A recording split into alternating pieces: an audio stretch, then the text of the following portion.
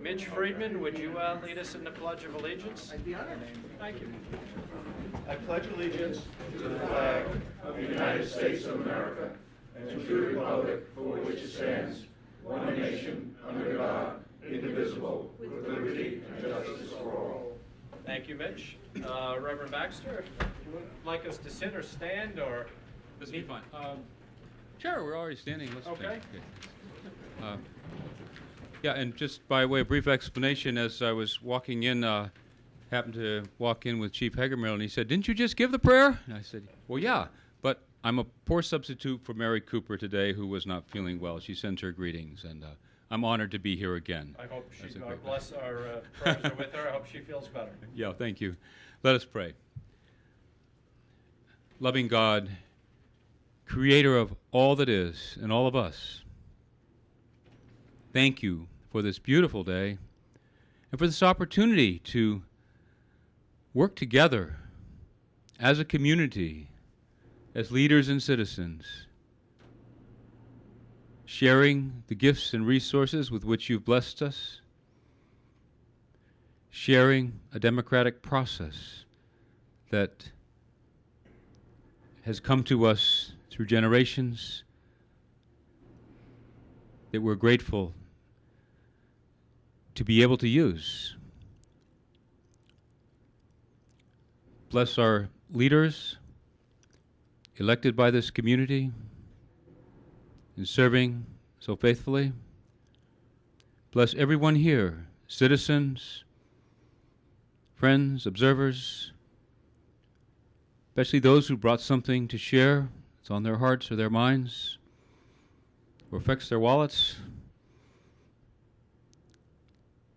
Give us a spirit of listening and of welcome to one another, Lord.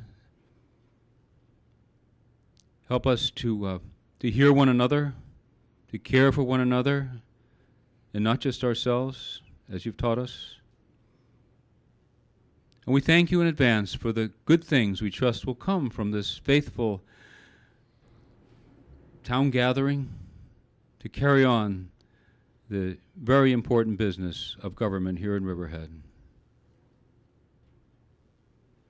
May we all sense your presence within us and among us, even as we deliberate over many things.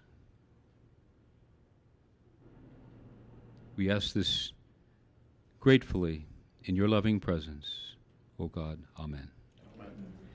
Thank you, Reverend Baxter from Old Steeple Church. We thank you very much for filling in. And we have now our newest addition to the town staff, Jessica Ives. And Jessica is our new ACO, and she's bringing in Ranger.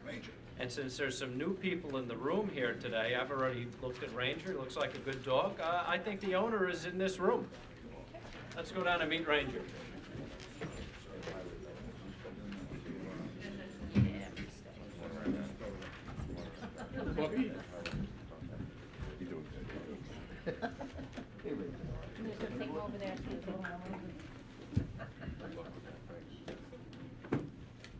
I don't know if they can get a picture of Ranger there. Now, you have to... Yeah, you gotta go between the...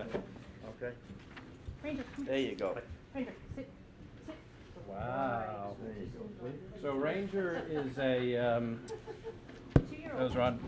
Ranger is a American Stafford Terrier, gender male, neutered, 2 years old. Looks like a strong, handsome dog. So we have a sale today. Wow, Wells. Come on. You know, this dog actually looks a little like Lyle. Well, you should take him home.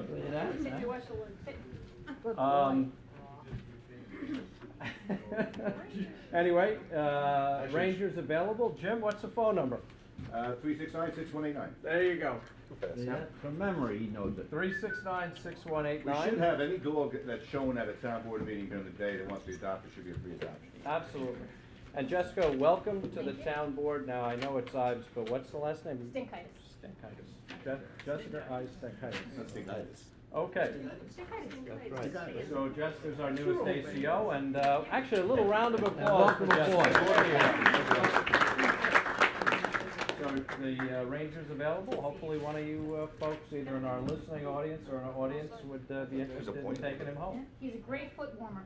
That's what he needs. He doesn't look like he'd probably get along with my two cats. Thank you. Thank you very Thank much, you very Jessica. much. Appreciate it. No, both. Yeah.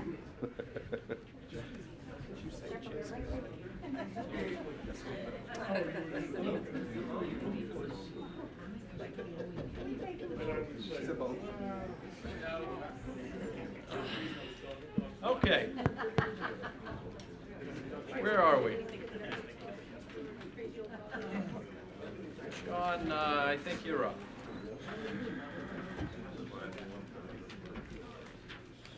Okay.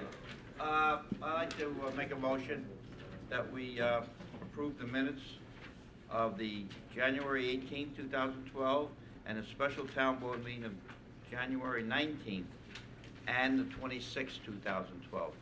So moved. And seconded. Moved and seconded. Vote, please. Giglio. Yes. Gabrielson. Yes. Wooten. Yes. Dunleavy. Yes. Walter. Yes. Minutes are approved. Okay. Reports, John. I just have one thing. The town of Riverhead on March 10th, we're going to honor the soldiers that live in the town of Riverhead that were in the Gulf War, Afghanistan, and Iraq. So anybody out there that would like to attend, let me know, and the tickets are going to be $27.75, and that's what the dinner costs. Nobody's making any money on this. It's going to be, you make the checks out to Polish Hall. So it's $27.75 for Polish Hall. If anybody in the town knows anybody that was in any one of these conflicts, please let my secretary Linda Holst know, and so we can contact them. We want to honor everybody that resides in the town of Riverhead that was in from the Gulf War all the way to Afghanistan. That's home, or that's coming home, or that's still in still serving over in one of those places. So All right. that's going to be March 10th. Thank you. Any other committee reports before Diane goes? Oh, one more thing. Yeah, you can also contact Liz Stokes at the Riverhead Free Library for information and for tickets. Okay, Linda Holst or Lynn Stokes. Okay. And we'll also, if they want to sponsor anybody, excuse me, if anybody wants to sponsor a service person, it will cost you $27.75. What we're doing, we're honoring a service person, and one person, we're letting them come for free, whether it be their wife, their mother or father. So if anybody wants to sponsor one, also give those two people a call and let them know, so we can really, the town of Riverhead would like to go overboard for these people. They really did a lot for this country and for the town and for the county. So please help us out. Thank you. Thank you, Councilman Dunleavy. Anybody else, committee reports? No? Diane? Okay. Oh, no? Okay. No? Go ahead. Under reports, Sewer District submitted their discharge monitoring report for December 2011. Tax receiver total tax collection to date as of January 25th, 2012, $66,218,088.79. Tax receiver total tax collection to date dated February 1st, 2012, $66,390,905.91. Also for tax receiver, utility collection report for January 2012, $457,345.95. Building department submitted their monthly report for January, $60,059.50. Town clerk monthly report for January, $8,821.94.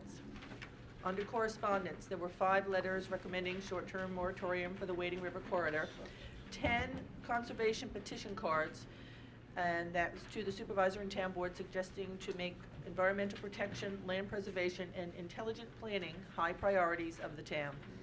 A letter from Phil Gatz expressing opinions with regard to the Vale Levitt running the Riverhead Blues Festival and admission fees and use of town services. Wading River Fire District Board of Fire Commissioners submitted a letter urging the town to fill as soon as possible a recently vacated fire marshal position for public safety reasons. Timothy Hill Children's Ranch submitted a letter notifying the town of their submission of an application for a charter school at their facility. Mary Gardner, letter regarding concern. You know, I didn't finish that, so I'm going to leave that one out till next time. And that's it. Okay, thank you. I guess 2:05 having arrived, we have one public hearing, and that's a consideration of a local law. Oh, actually, we have three public hearings, I'm sorry. 2:05, the consideration of a local law to amend Chapter 108 of the Riverhead Town Code entitled Zoning, Residential RC District. And 2:05 having arrived, let's open this public hearing. And Anne Marie, would you introduce this? As probably most everyone's aware, this is a second draft to amend the Retirement Community Zoning District, essentially Chapter 108, Section 108, 116 through to the end of that chapter. What it seeks to do is incorporate the recommendations of the master plan to provide for a continuum of care or assisted living in addition to the retirement standard retirement housing provision. Okay. Sorry, we multitask in this department. That's it. Councilman Dunleavy, would you like to say anything before we open it up to No, public? I just feel that we have a large senior citizen population in this town. And what happens is when they get older, and sometimes they can't care for themselves, a spouse dies who can't care for them. So they either have to go out all the way out to Greenport, or they have to go to Smithtown, Patchogue, someplace else. And if your neighbor wants to go visit you, and they're up there in age, it's hard for them to travel to see you. So we'd like to keep our senior citizens, saying we have a large 55 and older population here in the town of Riverhead, so their friends and neighbors can go visit them. Also, this is going to be restricted to 62 and over, so it's not going to be a retirement community. It's going to be someplace where you need assisted living. Okay? Thank you. Okay. I would just like to make a comment coming from the community of farming and being a liaison to the Farm Committee and Farm Bureau. And one of the concerns they had, the existing code right now says 1 unit per 40,000 square feet. That would be striked out according to this draft. What they're looking for is dwelling units in the independent and congregate living facility shall be 4 per 40,000. Dwelling units in the adult care facility shall not exceed 6 per 40,000. And dwellings in the assisted living residence shall not exceed 8 units per 40,000 square foot. And that's a big concern, I think, to the farm community and to myself also, that you'd make such a drastic change. Yeah. Not you, I mean, in consideration, I think Can you I have to just look at answer that. that Yeah. for my own? This is for a community good. This is for our community. It's not for a commercial store like Stop and Shop or Walmart to come in here. And I think the farming community should give a little bit to the town to help them out for a community good of the town. It can't be a one-way street. Always, you know, we have a lot of areas, farming area that we took off the books for housing. And I think that they should step up to the plate and help us up. Say, you know, you've helped us out over the years. We'll help you out with this, and we will go along with you for this project. It's not gonna hurt the other projects in the town. It's only for this project, and I think that that everybody, taxpayer in the town of Riverhead, it will benefit from this. So that's all I gotta say about Yeah. about this. And Is that- that like I said, it everybody also- has to help out Right. with this. That's also, of course, a receiving area. That's where we're concerned. And no one says by not changing that drastic, that's gonna stop the project. It's not either or. Like I say, I think 8's a little over the top. We may have to bring it down a All right, bit. let's hear from the So now I public. think the Yeah. public should comment. Okay. Okay. Yeah, I have a couple comments. From reading the master plan, the comprehensive plan, it was envisioned in the town that by 2020,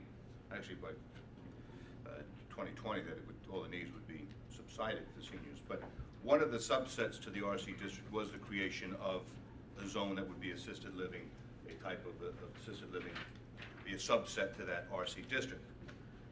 My concern a little bit, and I agree with Councilman Gabrielson, is that the first draft that we had did not negate the RC district where it came to 1 for 40,000 builder acre as opposed to 4 with the purchase of TDRs. The second draft we received, it did strike the whole thing. There has to be a difference between what the RC district that we already, in our code, has to be recognized. The subset, which actually is silent when it comes to TDRs, should be drafted in addition so we don't change that original intent. So that an assisted living doesn't become a regular senior citizen home because there's no percentages to how many are geriatric or what the needs are. So Right. I think in its current form now, I think it's too vague. I think it probably would have to be in addition to what's already on the books and not exclusive of what's on the books. That's just my thought.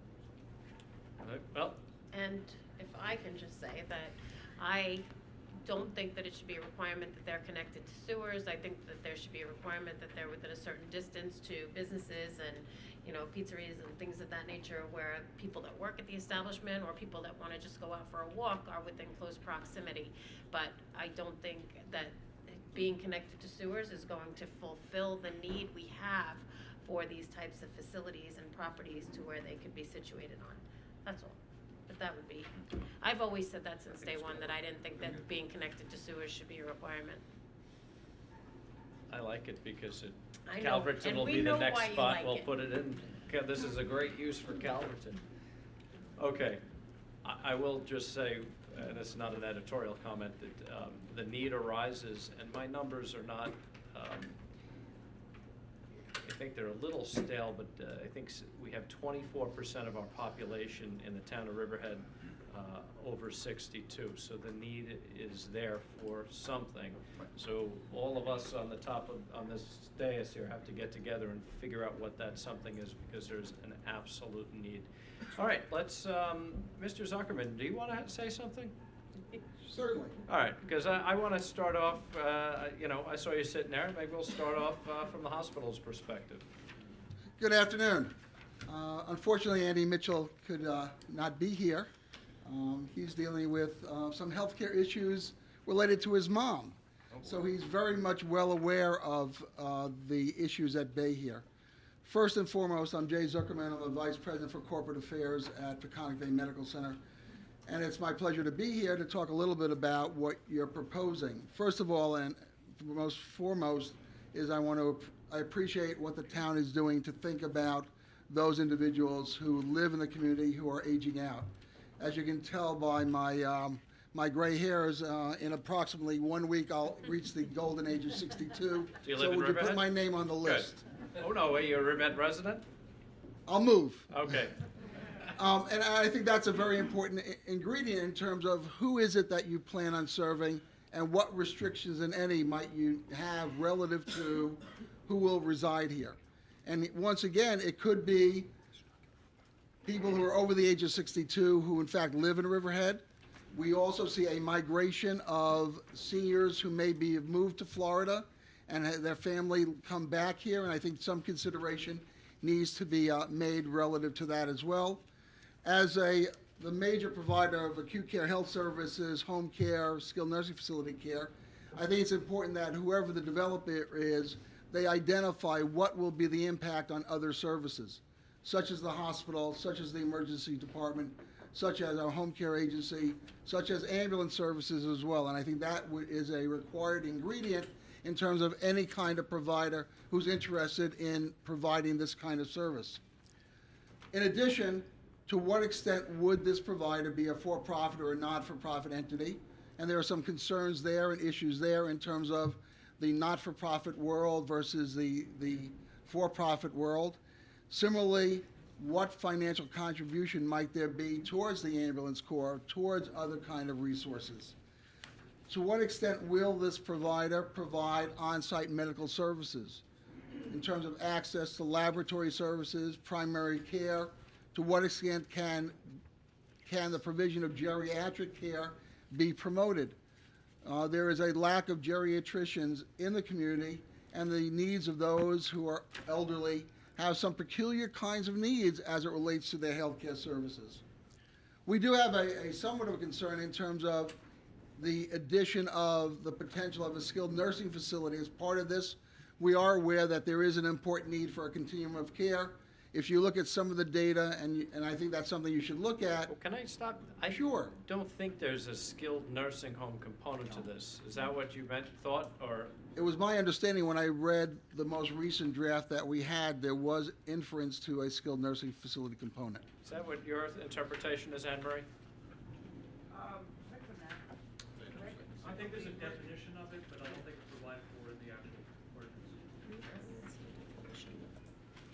We'll get back to that, because that's Yeah, not 'cause that our was not intention. our Okay. intent. Yeah, All right. Okay. And here again, while we fully support a skilled nurse, the provision of skilled nursing facility services, what we are seeing is because of alternatives that are being afforded to seniors, that in fact there are more and more skilled nursing facility beds available, be it at Peconic or be it at the other skilled nursing facilities in the region, and I think that needs to be a planning consideration. The other kind of consideration needs to be, what is the economic status of the individuals who will live in these communities? You don't want to market it as such at a fee, monthly or otherwise, that is so exorbitant that adversely affects individuals who in fact are on a limited income. One of the dilemmas that we face is particularly individuals who have moved in some of the senior complexes who are aging out because of the real estate market. The value of the property, which is often the nest egg that allows them to move into these communities, is in fact has been diminished over the past 5 or 6 years. Who knows where the real estate market will go? I'm optimistic, but I think there needs to be a major consideration as it relates to that, particularly for individuals who are on fixed incomes. Well, that's why the question came up with TDRs, because for every TDR, they have to raise the money that people have to pay to get in there, to get that money Correct. back. So that's why the TDRs are very important, that we keep it affordable, and that money that is used to build this facility, and not to go on the outside where it's hard to retrieve that money again. That's the reason for that. The other important thing is we're not just talking about bricks and mortar. I think in evaluating any developer, anyone who wants to develop this entity, you have to look at what credentials do they have in terms of activities of daily living, activities in general. The issue about access for the residents to go to the supermarket, to go to a local restaurant, all those kinds of things. While many of these communities have jitney buses and what have you, by and large, that's sort of a limited commodity in terms of that. So I think you need to look at what is the program that the developer is going to provide. What kind of recreational services? Will they have recreational therapists on staff? Will they have available part-time, full-time nursing?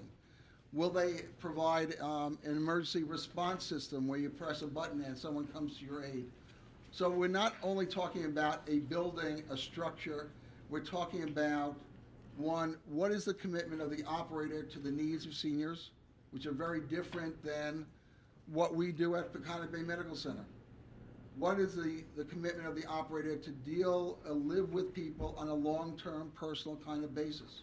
What kind of management will be on site? What will be the training of the staff who will service the residents of this community? All of them need to be cognizant of the geriatric needs of this particular population. And I think that is, in fact, essential. And lastly, Peconic Bay Medical Center is very anxious to be part of the process to be part of. We'd be interested in getting involved in the selection process, meeting with prospective developers to work out programmatically how we can work collaboratively. As many of you may be aware, we, about a year ago, started a primary care residency program.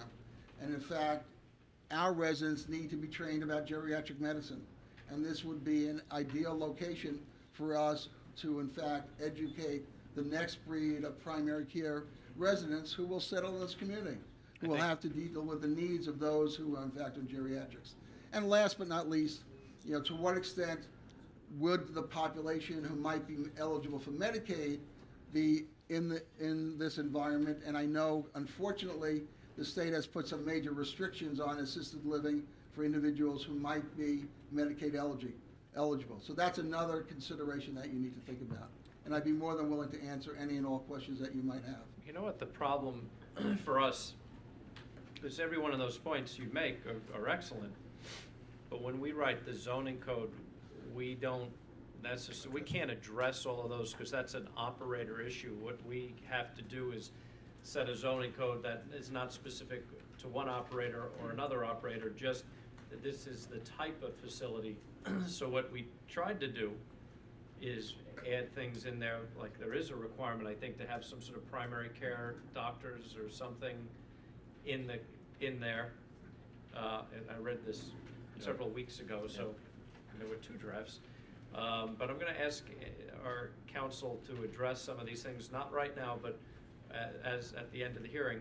But many of the things that you've mentioned, I don't know that we could write in the code, but what would be great is whoever does come and apply under this code, that they meet with the hospital, meet with some of the other people that are in that business to try to work through these issues. And I don't know, if you want to come up and go ahead. Don't. Can I just answer? So I we think. can have an opportunity to comment, just so the record is clear. Just come up to the microphone so people can hear you on the. Because the definition of congregate living facility includes skilled nursing care, and the basic retirement community, the way it's framed out, includes congregate living, it could potentially include skilled nursing care. So if you want to address that. Was that in our last draft? No, this was in the latest draft. Yeah, the last draft didn't have Correct, that because. it did not.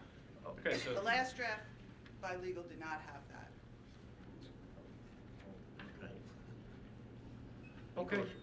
Because we There's- have Right. skilled nursing what I just facilities. read. in We the don't town want, of Red. well, I can tell And you we right now, don't we're going want- back to public hearing. 'Cause And we're I'm gonna not- go back, because I'm not gonna support that, Absolutely okay? not. So that's coming out. Yeah, So this that's is, coming out. no matter what the Yeah. comments, there's gonna be another public hearing Right. on this because Yeah. that's coming out. We had never anticipated a skilled No, nursing nursing facility facility. in any shape Yeah. or form in here. So, yeah, the genesis of this particular code is very interesting. Now, can I ask him one question while he's up there? Sure. Your last remark about the Medicaid. Yes. Okay. I visited a facility where they accept Medicaid, and Medicaid does pay for these people to go there. And if you want any additional, then the family would pay $200 or $300 or $400, whatever the addition. But this was a Medicaid acceptable facility, and that's what I wanted this to be, is that if somebody had Medicaid, they could come here, and that's why I want to keep it as affordable and live. The only consideration you need to think about is for an approved Medicaid assisted living facility, it has to be approved by either the State Health Department or the Department of Social Right. Services. And as of my most recent understanding, that there was a limitation as to the permitting additional such facilities in this region in Suffolk County. Okay. So there needs to be discussions Okay. between yourself Yeah.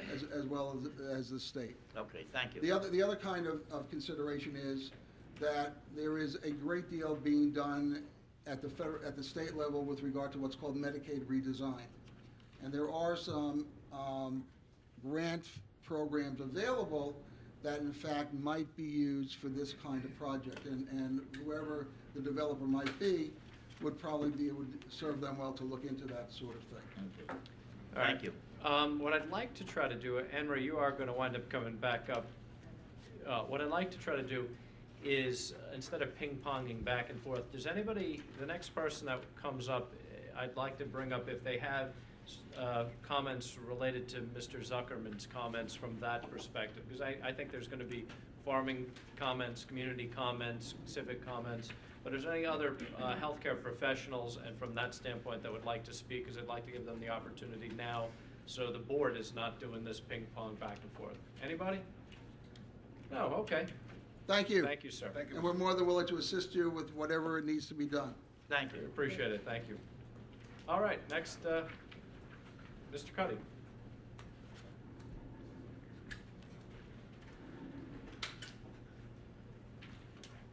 Charles Cuddy. I appeared at the last hearing, I guess, which was about 10 months ago, and I thought there were some problems with the provision then, and I think there's still some problems with the provision today. If I could, I'd like to go through sort of chronologically from page to page and just give you an overview, I think, of some problems that I see. If you start in the very beginning, the purpose clause says it is the intent of the town board to provide a diversity of housing types to be located in close proximity to shopping, medical offices, public services, and public transportation. The people that are independent do not need to be located next to those services. The people that are dependent can't use those services. That's why they're dependent and in these homes. So I don't think that the intent can be as spelled out here. I also think that your comprehensive plan requires that senior citizen housing be throughout the town, and it says that specifically. So I think the intent here is not spelled out correctly. And I think you should really take a look at where these are to be located. That's the first page. The second page, which has, and by the way, I recognize that we have a number of new definitions that are in this, but I still think there are a lot of wrinkles that need to be taken out. Just on the second page, there are two places where it says that the care facilities are 65 for people 65. There's another place where it says that they're 60, but there's nothing that talks about 62. So you may want to try and make it consistent someplace. Henry, what were we shooting for here, 65 or 60? We were 65. On one of the others, I'll get to 65? in a minute, it says 60. For independent living, 60. No, 65, what, well, hold on, Charles, I'm gonna try to, there's a little disconnect in how this came to the final. Yeah, independent is 60. Yeah. That's right. That's what Emery made a mistake the last time with 55, correct, Emery? Correct. And it was supposed to be 65. For independent, and anybody Well, that is for- more dependent. Well, no, see. No, for everything. See, what happened here is, well, the version is not the version that we originally, go ahead, Yeah, that's correct. go ahead. Just as a problem with one of the definitions, I think when you get to the basic retirement community, which is defined on top of page 3, it uses that term to define itself. It talks about in which the basic retirement community, the adult care facility, and assisted living residence shall constitute no less than 40% of the total number of units in the basic retirement community. So you're using the same term to define itself, and I think that's just an error. Agreed. I would point out something to you on the same page, congregate living facility and continuing care retirement community. They're basically the same type of community. They're sometimes called look-alike communities, but there's a big difference in the oversight. In continuing care retirement, as you have down here, the public health law requires that the health department and the Life Care Council of the State of New York oversee a site. Congregate living facility doesn't have that requirement. So you don't get audited, you don't have the same financial look at the site that you have. I think it's better, much better for a town to have continuing care retirement than congregate living. But again, that's a choice that you're going to make. Say that again.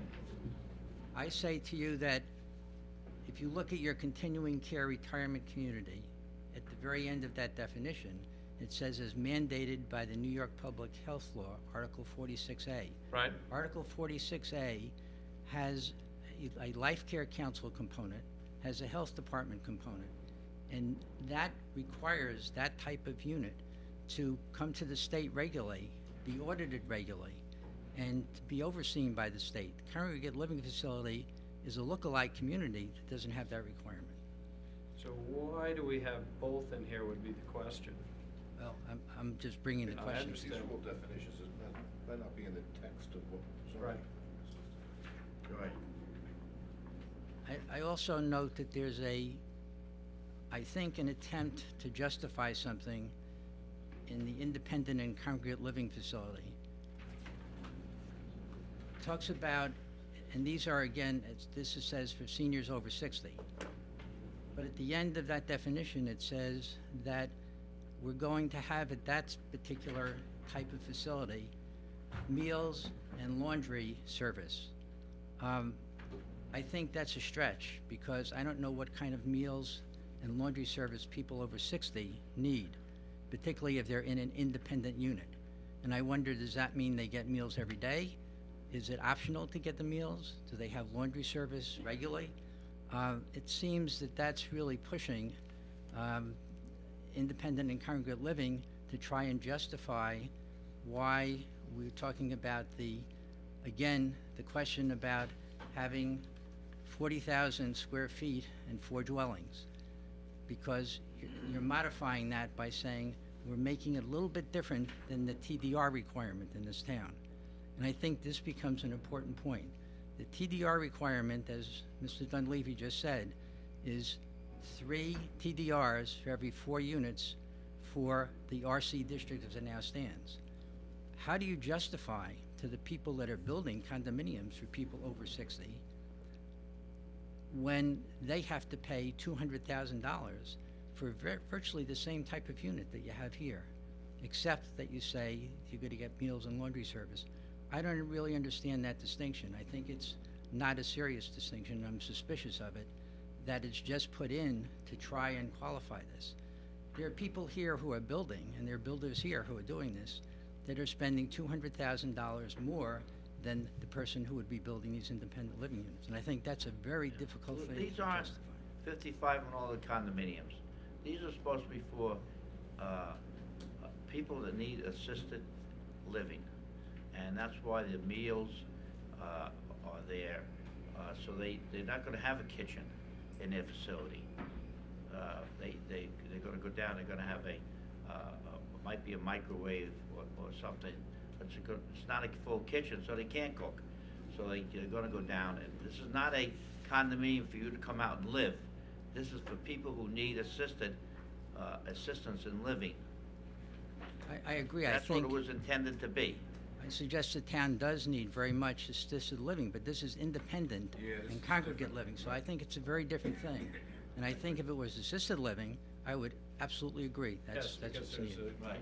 You could put a 1,200 square foot unit here, Right. which It would be no different than. be no different than what Mr. Cuddy is saying. And I And think maybe that's where you make the break with development rights, Mike. That's what he said. One of the thoughts that I had with the development rights after speaking to council was maybe you do it so units of, say, 800 square feet that are independent living, maybe we allow 4 units per acre at 800 square feet.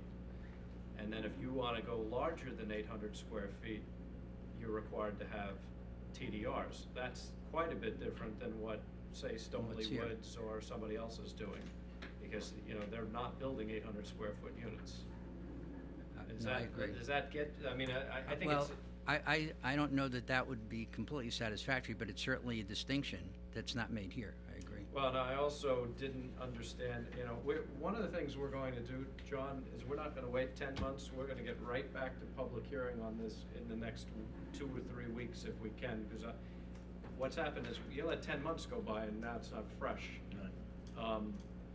But if we were to make the distinction that these were continuing care or retirement communities, put the 800 square foot requirement in, don't call it congregate living, that gets you where you need to be. Mhm. Right, is that what your interpretation would be? Well, I feel badly for anybody that's building the condominium units that are still paying for TDRs, but at least that's a difference, a distinction that's not in here. Right, but most condominium units are not bigger, 800 square feet. are bigger than that, that's right. Yes, significantly bigger. I would point out one other problem I see in the code. It's on page 6, which is 108-119, and I think Councilwoman alluded to that earlier, and that is that you have to be within 1,500 feet of the water district and sewer district. I believe, again, that the comprehensive plan said that this should be throughout the town, but more importantly, there are many, many facilities from Dix Hills all the way to Southampton, more than 25 of them, that are senior citizen, rehabilitative, or nursing homes that are built without sewer connection. And I think that that is a fundamental difference that I have with what's here. I don't think you need to have a sewer connection to have one of these. My concept, and this is my concept, I don't know whether the board agrees, but my concept is this is a very dense project. The density on the location is going to be such that it's not going to fit in the character of Wading River or Aquabog or Jamesport.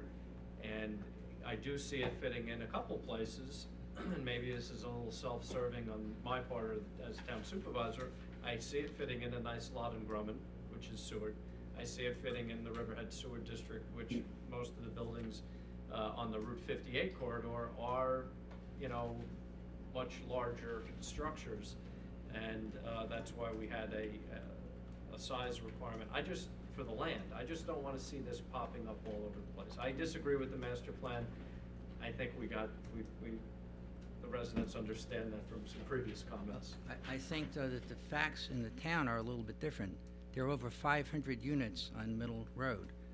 Those units are set in a certainly, maybe not a bucolic setting, but they're certainly not set downtown.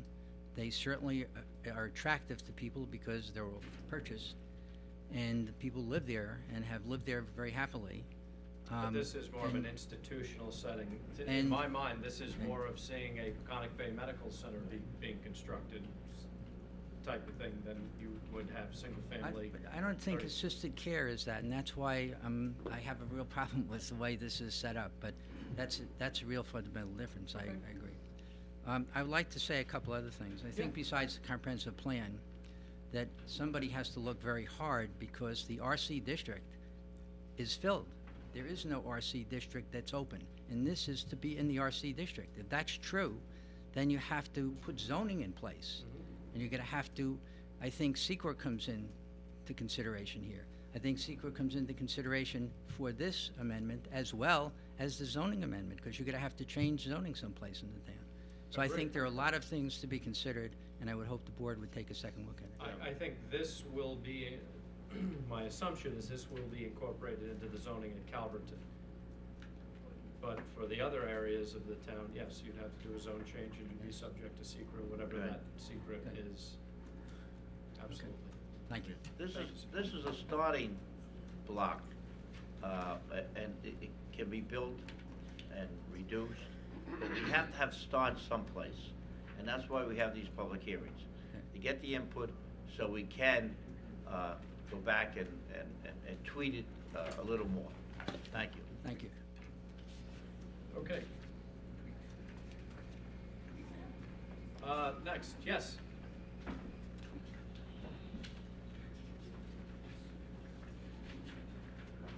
My name is Marcia Kipperman, and Mr. Walter, you made mention of location, and Where are you from, Marcia? Riverhead. And literally where I'm from is on the corner of Mill Road and Middle Road. So if this project, which is being talked about in the abstract in terms of zone changing and all that for retirement community, one of the parcels of land I believe is being looked at is the parcel between Home Depot and Middle Road. Yes. And Mill Road. And that borders and is right adjacent to my property. Now, I definitely see the need for assisted living, even semi-skilled nursing facility. But in that area, and I've lived there for over 30 years, in that area within a 2.5-mile stretch on Middle Road are 7 communities for over 55, or maybe 60 or 62. I'm not sure of the age limit on all of them. And the density of those communities on that stretch of road, and adding to that the potential of the construction of this kind of project on that parcel of land, which is surrounded by a working farm, a horse farm, and my property, to include, I believe it's 100 or 105 independent homes for people like me, fortunately, who can live on their own. I don't believe that area needs that number of independent homes. I definitely agree with assisted living. My father was in assisted living. My parents were in nursing homes. I understand the need for that. And I do not understand the need for additional independent houses on that, that kind of project. I know we would need an environmental impact study, which was alluded to before, and I just really object to the community or the area that I live in, to have this massive kind of project on that 25 acres. It's just not the appropriate place for that kind of project, to the extent to which it's being talked about. Now, I don't represent all these big vested interest groups. I'm only representing myself. But it really angers me that the prospect of Riverhead continuing to do the kinds of things that they've been doing for the last 30 years, and kind of, you know, taking the bucolic farm environment here is really very disturbing. Well, one of the things, and you may be happy to hear this, one of the things that I'm hoping for is that our subdivision at Calverton is done by this time next year, and that it becomes more attractive for a community to come to Grumman, to Calverton in Grumman, and do something like this, because we've got the sewer, we've got the water. Hopefully we'll have, with some of the governor's help, the infrastructure. And this code, don't look at it just for that location, because what's going to have to happen is this code is going to be available in Grumman, and it would be a change of zone in that location, yes, and there'll be a public hearing. And what's going to happen is the developer may turn around when the town starts offering 25-acre lots for sale and says, well, I'm going to Calverton because they spent 2 years doing the impact statement. The problem for this, and I'm not positive, and I'm not going to put words in our town attorney's, planning board attorney's mouth, but there could be a need for a impact statement just to do the change of zone there. It may not be something that would be done by an environmental assessment, long-form environmental assessment. But I don't know, I'm not going to pass judgment because we're not here to talk about that. But I want to try to get the best thing for the town in all the locations. So it's not just that one. No, I understand, but can I just say something? Sure. These are going to be independent living for assisted living. Instead of having a 5-story apartment building with apartments in it, they're going to have independent living houses. It's going to be no kitchens, no garages. It's not going to be a 55 and over community. You're putting this with a 55 and over community. This is going to be for people who need assistance. Yeah, this isn't going to be people with cars and can drive around. Independent living. Independent living is how I live independently. I don't need assisted living. So you're confusing me with assisted living and houses having no kitchen. Instead of being in a apartment building, they're going to be in independent houses, small houses. I think what we're trying to do. That's what we're trying to get at. And as I said, we're not going to let this. This is going to be moved through very quickly. I'm hoping code revision can clear the calendar and finish this. Joey's like, everything goes to code revision. Yeah, we're backed up. You're right, the word independent is, Far different than either you're assisted independent or you're living. not independent. But the way to limit this may be what Mr. Cuddy was saying earlier, and what I said about if you limit it to 800 square feet, with the possibility of TDRs to 1,200, you make it, and I didn't know the difference, and we'll talk to the town attorneys, but if you make it that it is, and of course, we've got to be mindful we don't make this so nobody comes, but if you make it more along the lines of a continuing care retirement community, rather than a congregate living facility, that makes it more like what Councilman Dunleavy's talking about, which is not 1,200 square foot middle road type facilities. With cooking facilities. Yeah, I think you'd still have cooking facilities in the 800 square feet. Well, But- you're not gonna have a kitchen, you're gonna have a microwave or something like that. No, I wouldn't be It's not gonna opposed. it's not gonna be a kitchen where I'm gonna cook my meals every night. Yeah, because that's what I thought I just heard from you, is that's why the meals were thrown into. That's why the meals were, yes. Into the I think- legislation. I think you still have, let's hear from, did you have anything else? No. Let's hear from the next person. Yes, Sandra. Still have a kitchen. If you had 800 square feet, you'd still have cooking facilities, but if you do that, have your meal. Good afternoon, Sandra Mott, Riverhead. Ironically, my field was in housing for about 25 years. Once upon a time, they called it elderly housing. And they were not to call it that anymore. I don't know, all these different delineations makes it much more complicated with the thrust of the program and development. It should be on the people who are in need of whatever facilities you're going to provide. I'm going to reference back to a building that I worked in, Morville House in Boston, and it was overseen by a not-for-profit through the Episcopal Diocese of Boston. And it was a high-rise in Back Bay, Boston, though, where there were other high-rises. Not too high, I think it was about 15 stories. Each unit was a separate apartment unit. It had the kitchen facilities, but it also provided congregate eating in the dining room through the hot meal program. Like East Main Street, East Main Street. like the Henry Perkins. Yes. And I think the problem is that you have this level of definition and this level and this level and this level. It's a little bit too complicated. You think? I think because I wasn't going to say anything, but since I used to do this once upon a time for payment, I thought I'd put in my 2 cents for free. You should have the understanding as well. From my understanding, assisted living facilities are not overseen by any governmental agency, unlike nursing homes. Which I don't know, that might have changed. That's what I understood a number of years ago when I attended a forum. Now, that might have changed. But that's a really important piece of your puzzle here. Because if you're going to provide assisted living, which is basically going to be let's be upfront, a moneymaker for the developer. And it's not going to be in a not-for-profit status. Actually, we'd rather it be a developer who get charged taxes than. Yes. Well, you're going to pay for it in the other end if you put any facility over in EPCAL, because people are going to get sick. And you're going to make up for it on EMS, you're going to make it for it on police, you're going to have to expand your facilities for emergency services at the hospital, fire, et cetera, et cetera.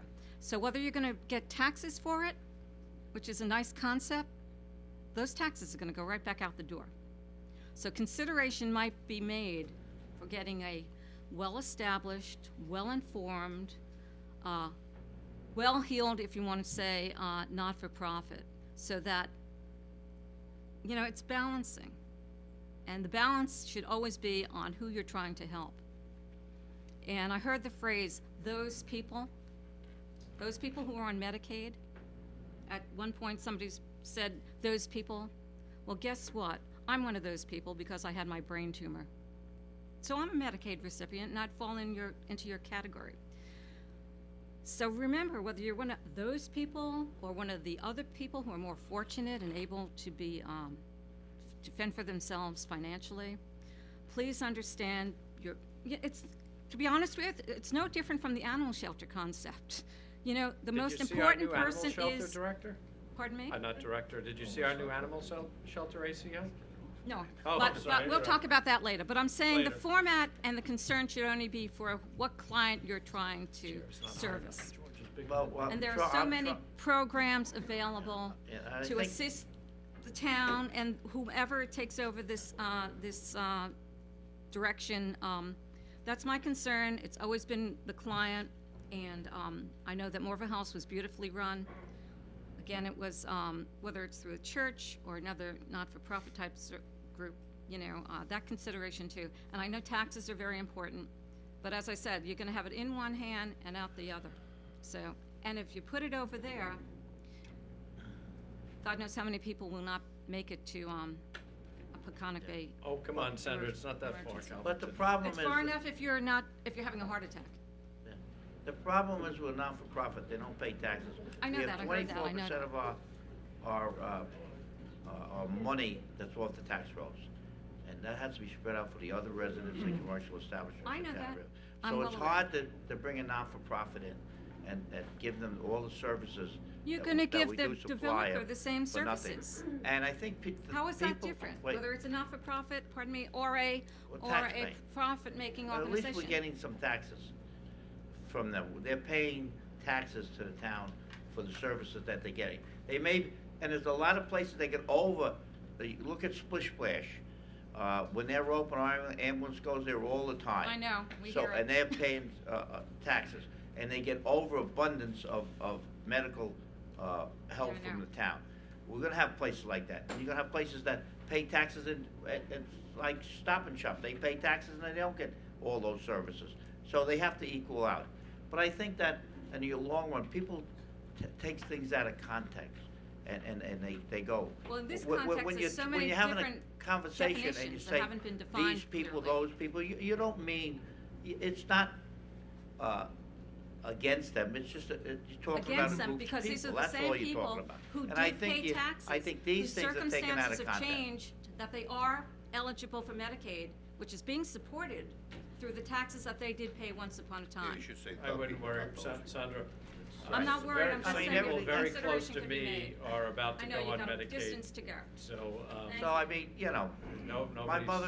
father-in-law were on it, so I mean, I know. It's just a conversation that we're having, and I know you have to be, today you have to be correct in saying things, and sometimes, you know, when you're talking, you do, but, you know, okay? All right, let's have the, All right. next I think- person. Next person. Yes, sir. I was almost gonna close the hearing out. You guys didn't get up quick enough. Not that fast. Hi, my name is David McLaren. I'm a Jamesport farmer. I'm here representing the Long Island Farm Bureau, and I'd like to read the position paper that the Farm Bureau has regarding this resolution, if I may. Is that, February 6th letter? I got it twice, but the two different drafts. I didn't know you had it at all, so. I got two. This is the one I got this morning, amended one, but it is dated February 6th. Our comments today reflect the policies of our organization in relation to Resolution 964. The Long Island Farm Bureau is a proponent of preservation of farmland and has been an advocate of Riverhead's TDR program since its inception. The proposed code amendment is contrary to the preservation goals and population controls of the adopted comprehensive plan. While the goals of this amendment are honorable, to address the needs of an aging community, we do so at the risk of jeopardizing the goals of the plan to protect and preserve the rural character of Riverhead Town. We feel the best solution for these goals to be met, housing an aging population and preserving the rural character of the town, can be achieved through an open and transparent discussion. To this end, the Long Island Farm Bureau and the Long Island Business Institute have come together to request a review of Riverhead's TDR program as was dictated within the master plan. Please take these comments in consideration, and we ask that you hold off on passing this resolution at this time.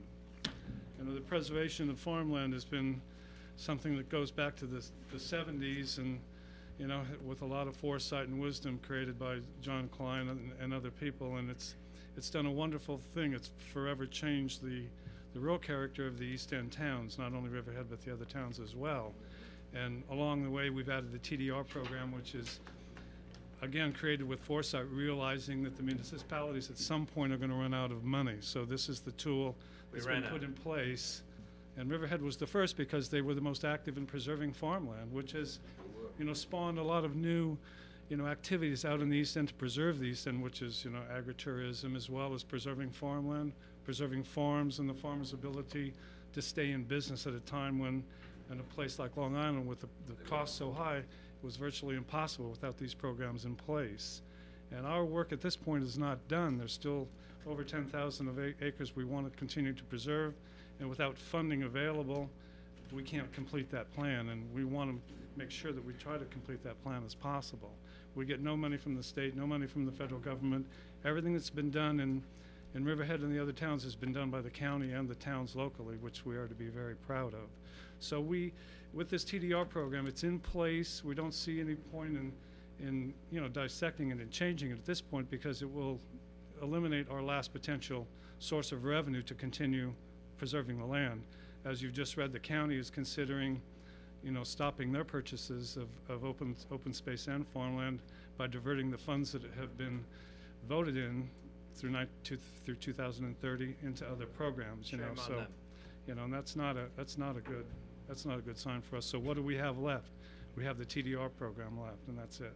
Let me ask you a question, Yes. Mr. McLaren, and Mr. Wells. I know he's somewhat conflicted, but if you want to get up and talk about this, feel free, obviously. And we're going to have lunch. Wells, I'm taking you to lunch, so I'll take you to lunch, but you got to call my office to set the appointment up in the next 2 weeks. Yeah, you and I are going to have lunch anyway. What about this concept? And we may hear from the other people, but if we did what I said before, if we limited the units to 800 square feet, I don't care, kitchen, no kitchen, that's another debate. And then they wanted to go larger than 800 square feet, we would require TDR credits. I don't know if you'd require one full credit to go from 800 to 400, maybe it'd be a half a credit. I don't know. What's your thoughts, either one of you? Or Well, part of the problem with that is we only have so much receiving area, and once you use up what's available in the receiving areas, there's no place else to go unless you create more, and well, that dilutes the value of the farmland preservation program by doing so, by thinning it out. Well, this wasn't a receiving area where this particular project would go. This is actually APZ, as I understand it. But if we did what I was saying in Calverton, it would be it would be adding receiving area. What? And I'm just, Sure. Yeah, I think with TDR, there's a lot of options in regards to how the program can be handled. The conversion rate is very formula driven, both in commercial and residential. The discussion in regards to how to set that formula took several hours, several months to decide that this was a fair and equitable way to do it. When we're talking about assisted living, of course, I think there could be concessions made in regards to the number of units, because you're only talking about very small units. In a residential setting, we were looking at a 1,500 to 1,800 square foot average home to be built in this town. On commercial properties, we looked at the value of commercial properties in the town, extrapolated that into how many square feet a TDR would be worth, and the formula was driven that way. And to be honest with you, first indications of the TDR program that I got back from the planning department, it looks very encouraging, very encouraging. We've utilized 45 units for residential use, and out of a total 190 that have been utilized so far. So the goal of the plan, which was to use it on commercial properties, is succeeding. It is succeeding. Let's Rick, I hope you're listening to this conversation, because I think George, I think you're going to obviously be involved. I'm sort of keyed into this 800 versus 1,200 square foot unit, because then you could still build the units. You could get the density, but it's smaller. But I think the comments that the Farm Bureau made are pertinent, though. now is the time to look at the TDR program, look where we might be able to tweak it.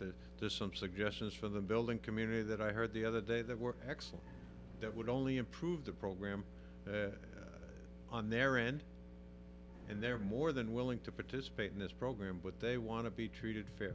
Right. Well, That's the main thing. If one side of the road they're having to buy development rights on a one-to-one basis, and on the other side of the road they're getting it as of right, unit up to 8 units to the acre, that is not fair.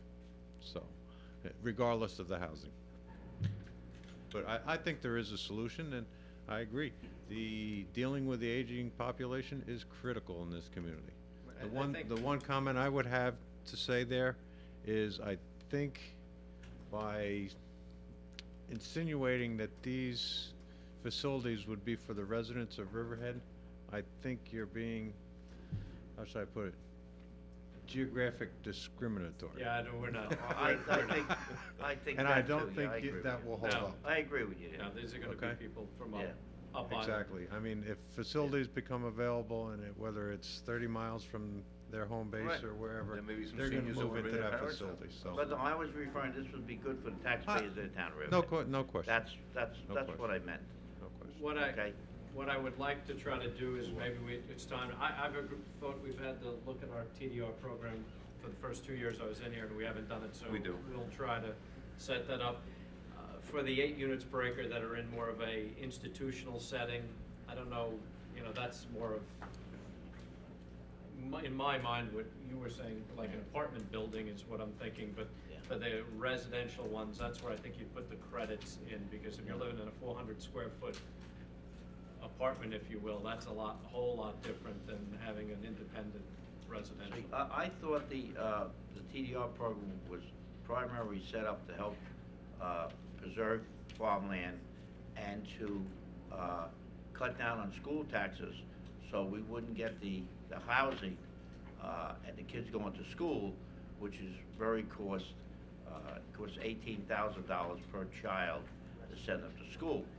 So every time we buy development rights, it cuts down on the amount of houses that can be built, and it's saving the farm. That's what I thought. Well, PDRs that and what TDRs it are was, different things. It was for the two things. This is for senior citizens. We're not going to put nobody in school, and so it's a different mode of and we have saved a lot of farms. We're the most active town in the East End with farmland preservation. And we get the least amount of money because we don't get as much money as Southampton or East Hampton. They get $40–50 million, and we get $1 million. So I mean, the comparison can't be there. We did spend our money and preserve a lot. So I think that the town boards have to be given credit, past town boards who started this, for doing that. Yeah, you just don't want to be a little confused with open space.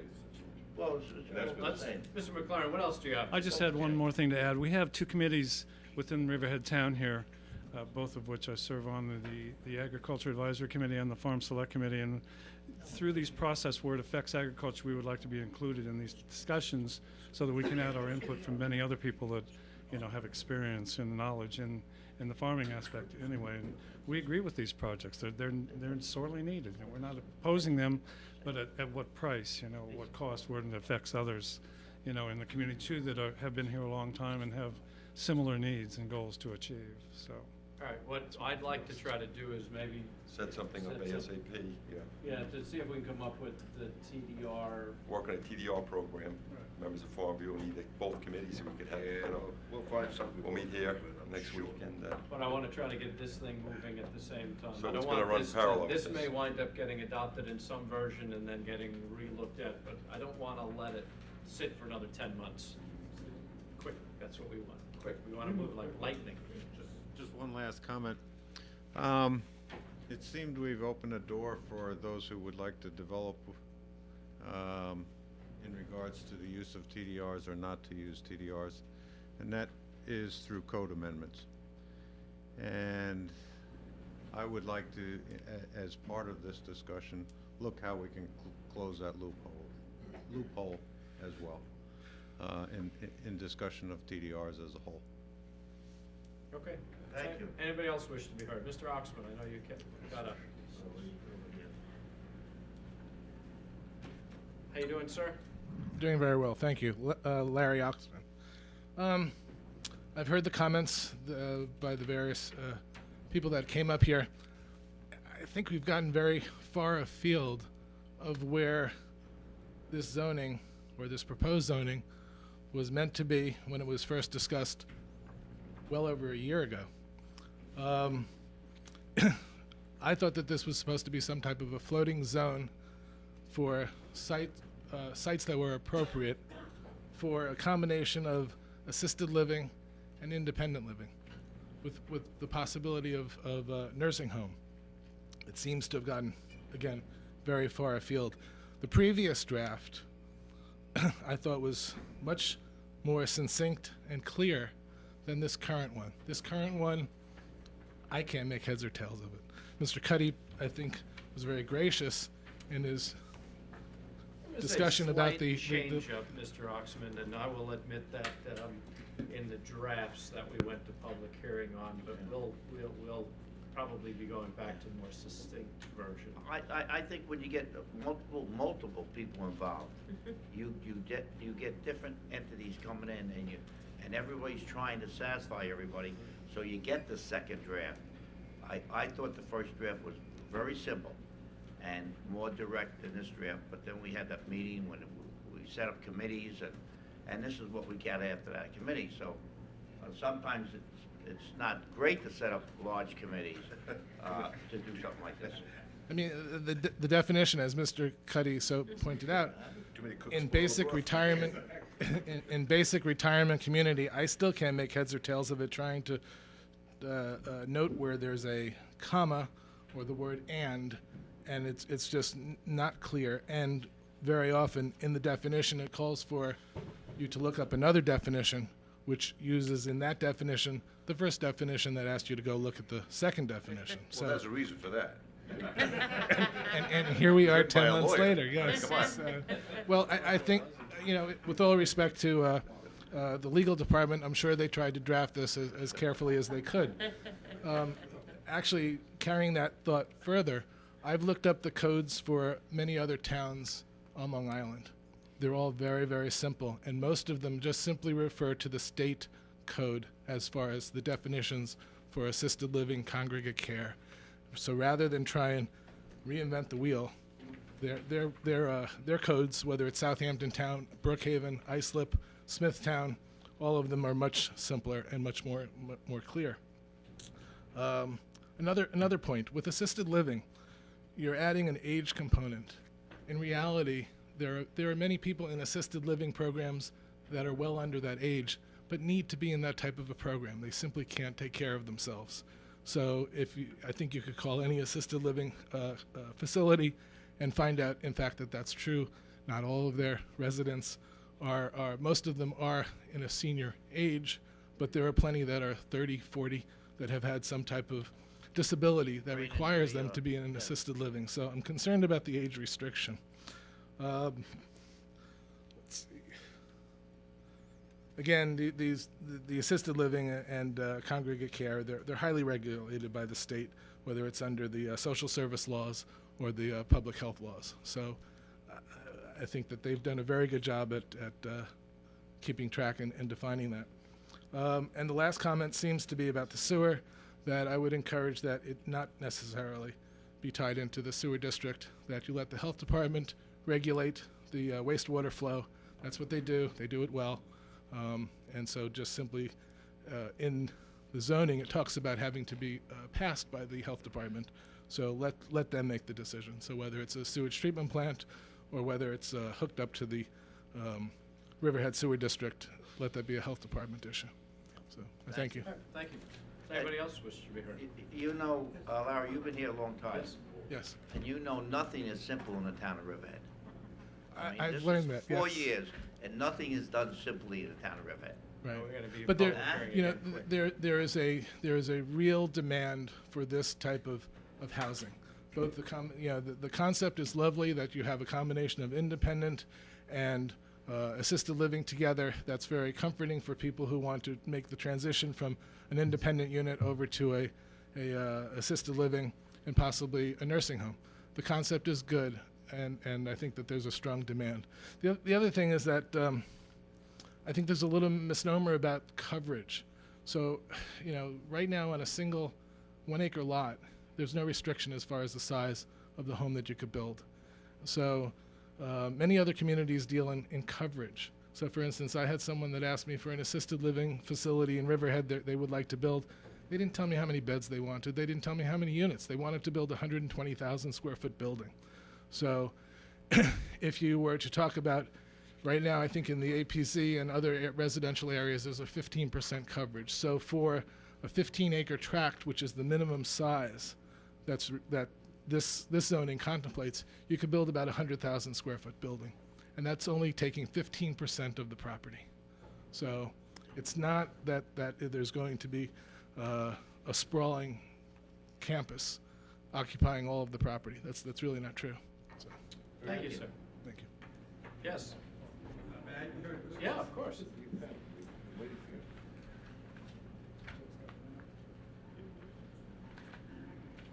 Good afternoon, Mr. Supervisor. How you doing, sir? Just state your name for the record. My name is Ronald DeVito, and in the interest of full disclosure, I'm a developer of these kinds of senior communities. And I will be looking to make an application if this code is enacted under that code provision. I'd like the opportunity to address a lot of the comments that have been made by writing with your permission. Please do. But just let me take a moment or two to address some of the things that stick out of my mind. There is a very, very important reason to combine independent living units with assisted living and advanced assisted living. In order to do affordable units, you need the independent living apartments to subsidize the other parts of the facility. So, Mr. Supervisor, when you reduce the size of the independent units, you interfere with that ability to earn enough to subsidize. So I think the model that I've been talking about is very important to use. There are other things I'd like to discuss in writing with you.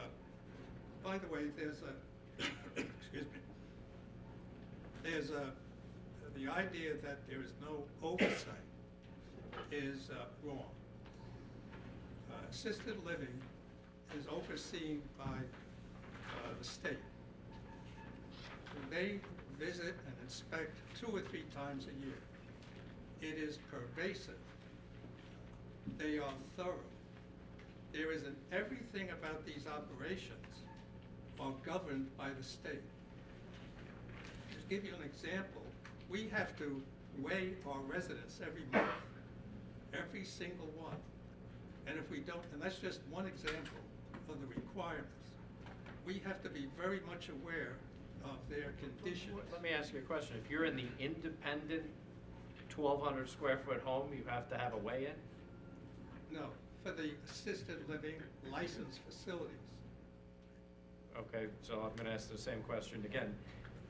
You have that license, but you have a certain number of these people live in 1,200 square foot houses, condos with kitchens and whatever else they have. Do they get weighed in? No. But that's part of the assisted living. The independent living units are not licensed. Okay. Now, the reason for the size of the independent living units is to be able to charge enough to get an operating margin that allows us to use a lot of those funds to subsidize the more expensive facilities such as assisted living.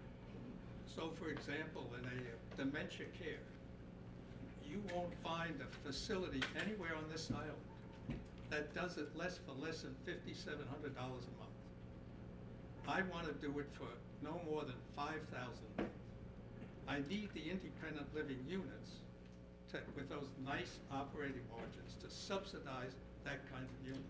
Right, we So understand that. when you reduce the 1,200 to 800, I can't charge enough to take advantage of those operating margins. The problem for us, and this has been the problem the entire time, it's not been necessarily the definitions of what this is and what that is density.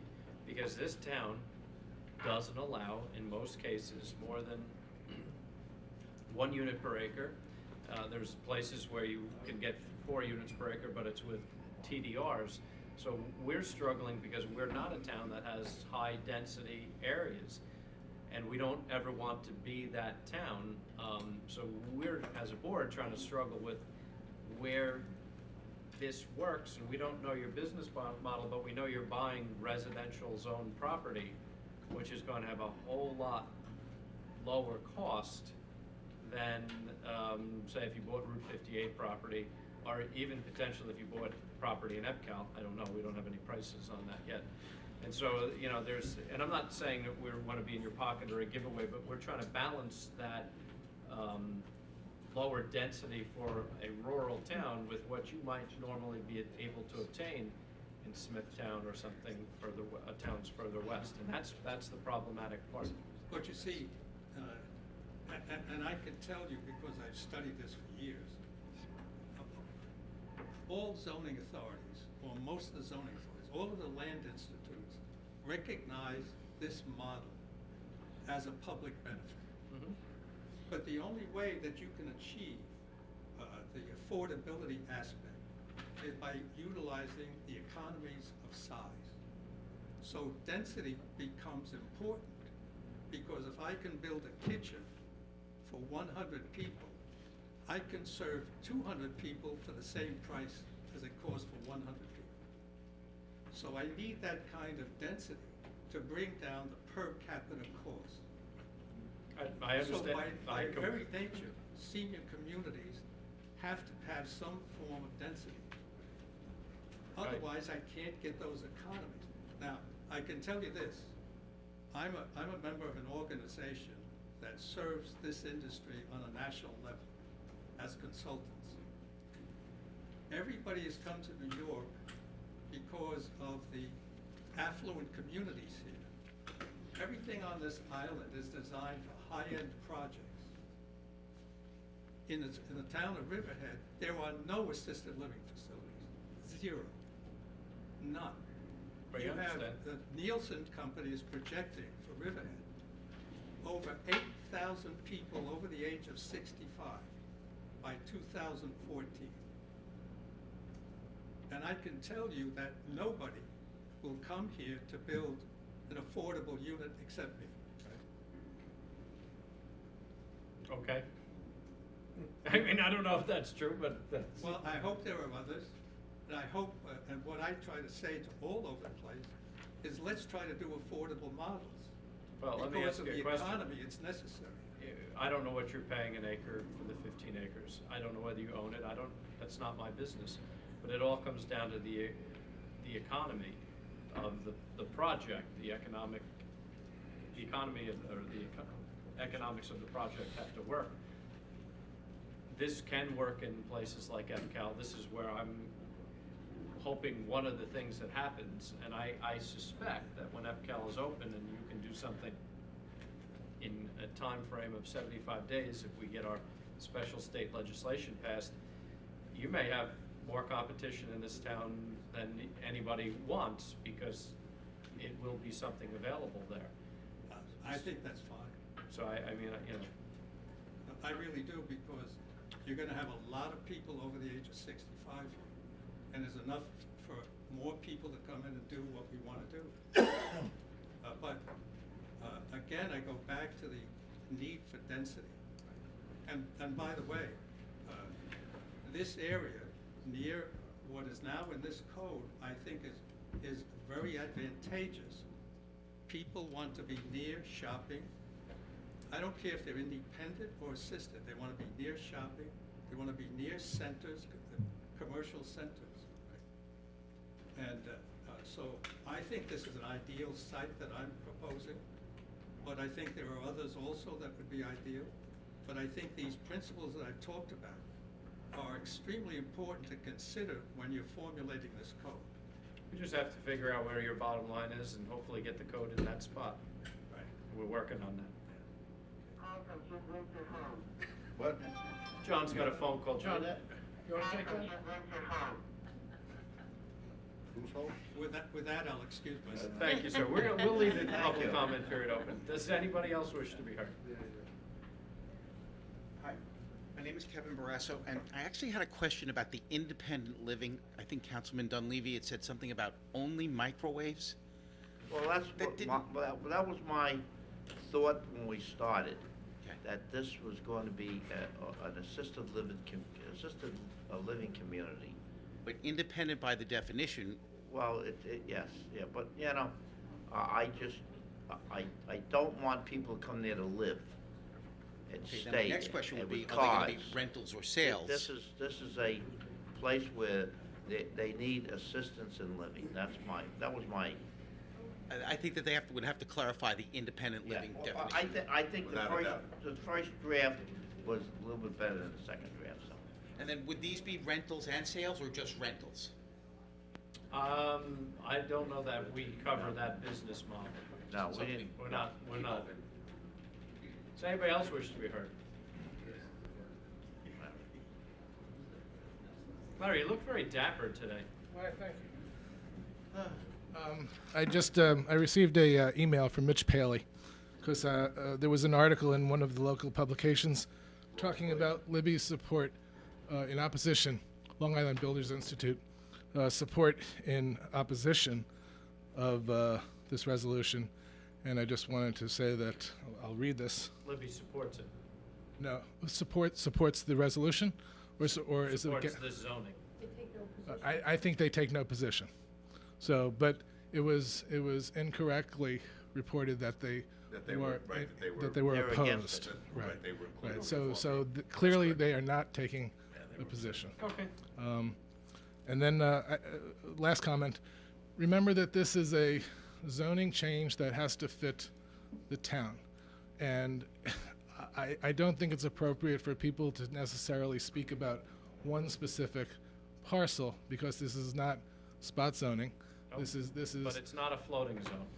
It's going to either be permitted in certain zoning areas, and I say EPCAL because we studied it in the RKG study.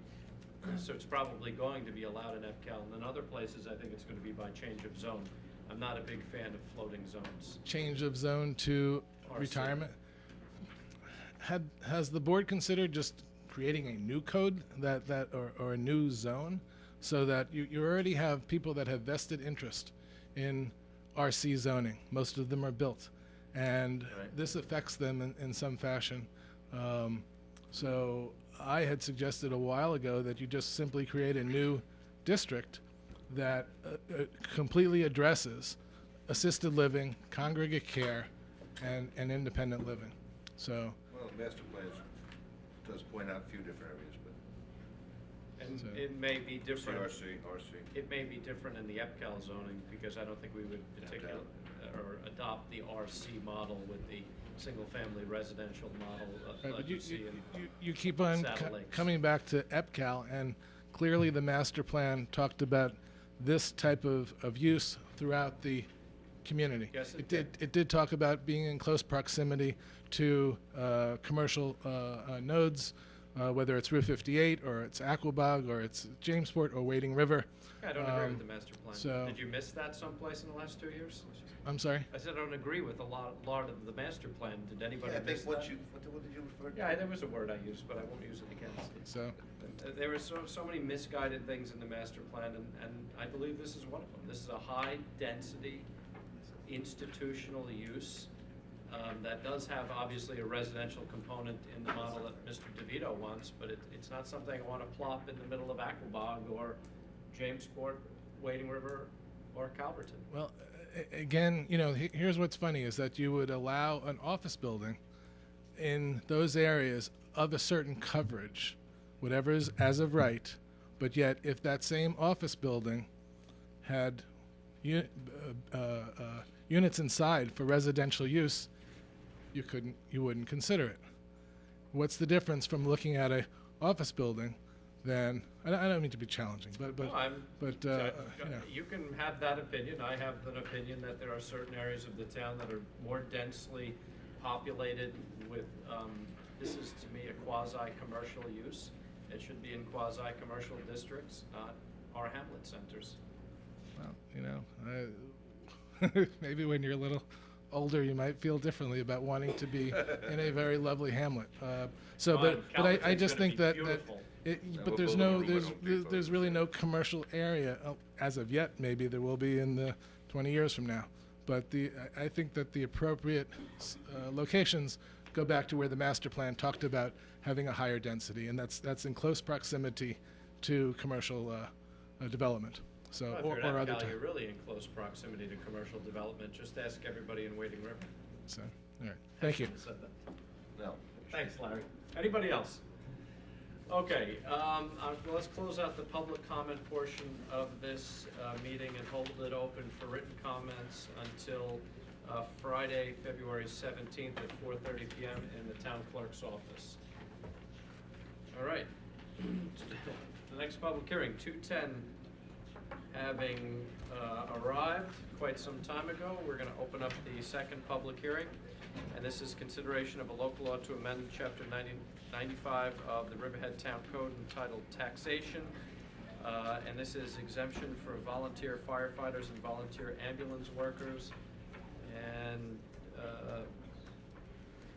Sean, did you want to say something about this? This is for firefighters that live in the town of Riverhead, but do their firefighting for or ambulance calls for Manaville or another facility that's not in the town of Riverhead. So all we're doing is making the exemption for an ambulance or firefighters and their families that do not that do it for another town and live here. So basically, that's it. Who drafted this? I'm looking at the. Well, we did have that exemption years ago, and it was taken out, and the people that had Oh, Anne Marie Penti. Okay, Anne Marie rewrote it. I drafted it. Go ahead, Anne Marie, if you want to just expound on. Essentially, what the amendment proposes to do is expand the exemption for volunteer firefighters and ambulance workers whose primary residence is within the county. Previously, it was limited to the township in which the volunteer firefighter or ambulance worker worked. Now it expands it to the county. The other provisions set forth before you, I actually made corrections to 9538 and 9538.1, because at the time those were adopted in 2006, or the town actually thought they adopted those provisions, they truly did not. What they simply did was recited statutory law saying essentially that if the town were to make a declaration and adopt a local law.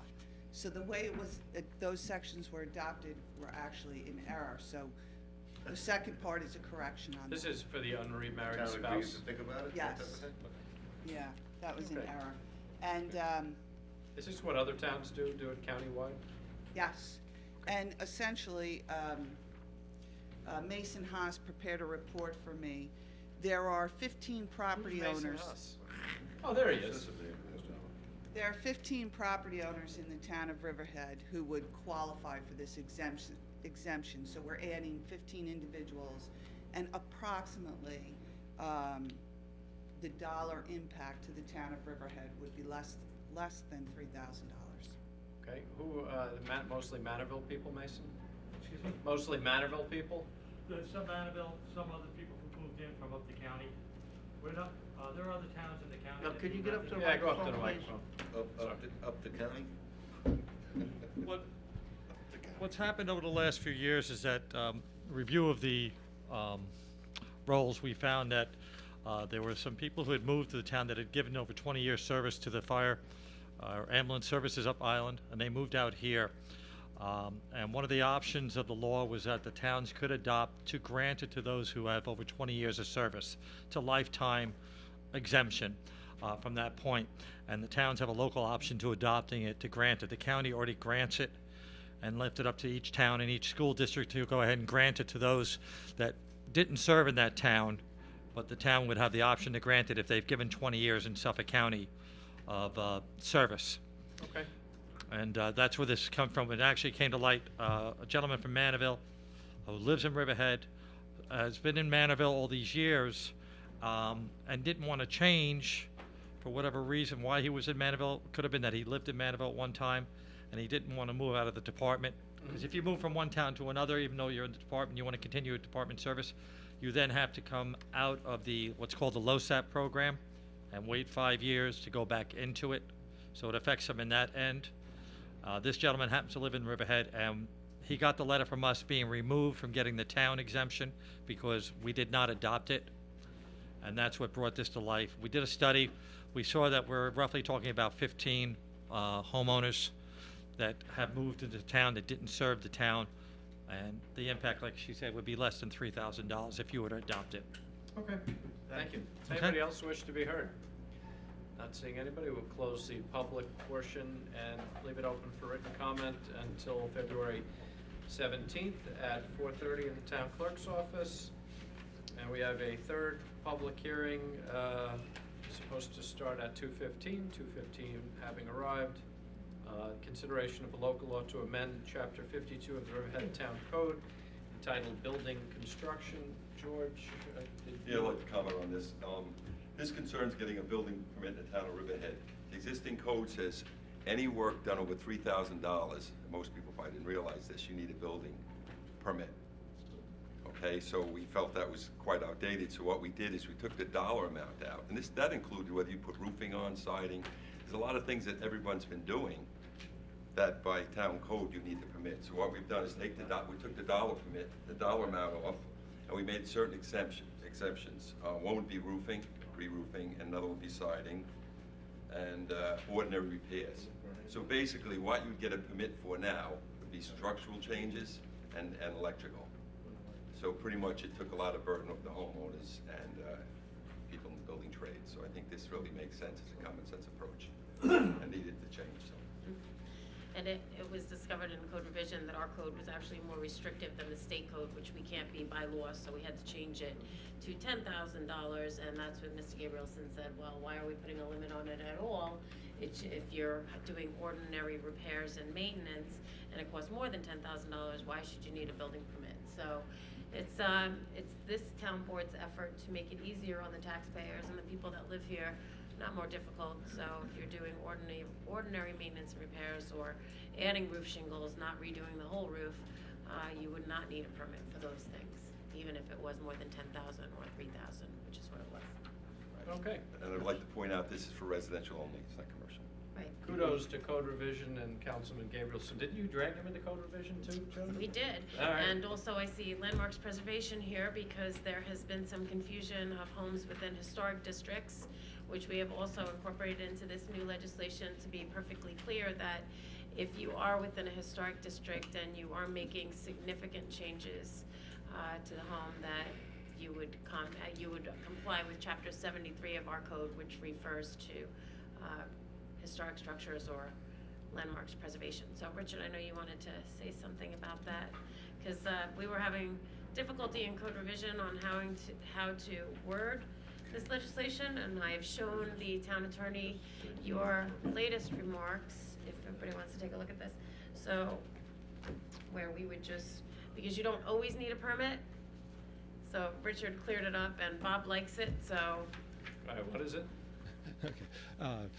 I just have a comment on just one sentence in 52.6a, which mentions the Landmarks Preservation Code.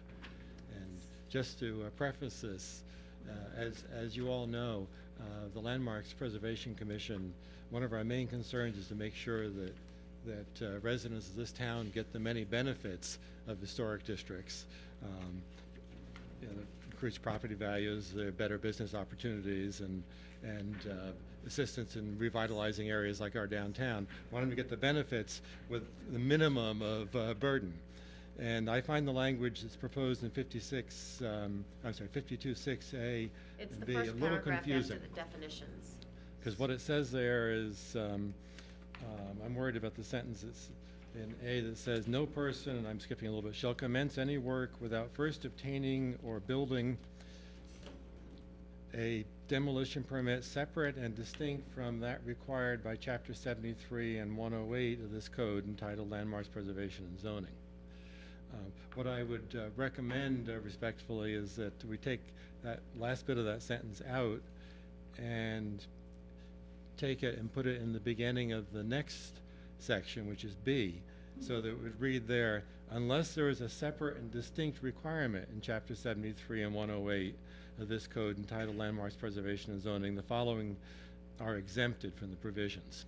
And I think that's fine, and we wouldn't have to go to public hearing because it's not I changing. think it wouldn't be a substantive change, and this is one of the issues that we went back and forth on, because the question that's always come up is, and I know your point, that not all work that's within a historic district or within a landmark structure necessarily implicates or requires a permit. Right. There can be instances where it's not required.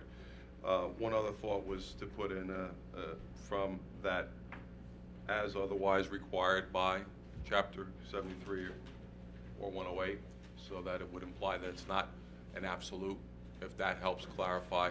I understand the concern, and it was something that was brought to my attention. Okay, great. I just want to make sure this doesn't have the appearance of being a burden, because in fact, the exemptions that are there, there's almost no conflict. Richard, you're never a burden, nor is your committee, neither nor. Hopefully not me.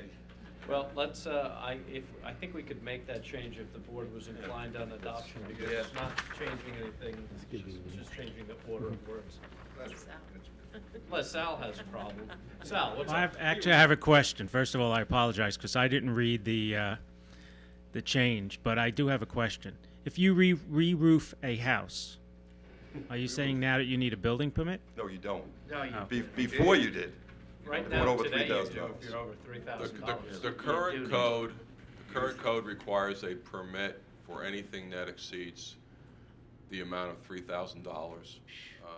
You can't even get them to rip off a roof for $10,000. No. And further, states that it can't be a structural change. Anything structural, regardless of the dollar amount, requires a permit. But we researched that. You can't re-roof your house or side your house for under $3,000. So Right. everybody would. So that's why we want that taken. Okay, out. so if the change is made, if you re-roof your house, you don't need a building permit. Well, when you refer to re-roof, if you're ripping off all the tile and you're ripping off the plywood and you're ripping off... No. Okay. Okay. Re-roof There is are just certain applying shingles, they will not warranty them if you put them over the existing roof. Right. So if you get an estimate for a re-roof, what I mean is you rip off the old shingles and you put new shingles. You don't No change problem. any plywood, you don't Yep. change any Good. structure. Yep. Thank you. Yeah, as long as you don't change any structure, then you're okay. That was the bottom line. Yeah, it's Why just put a price on it?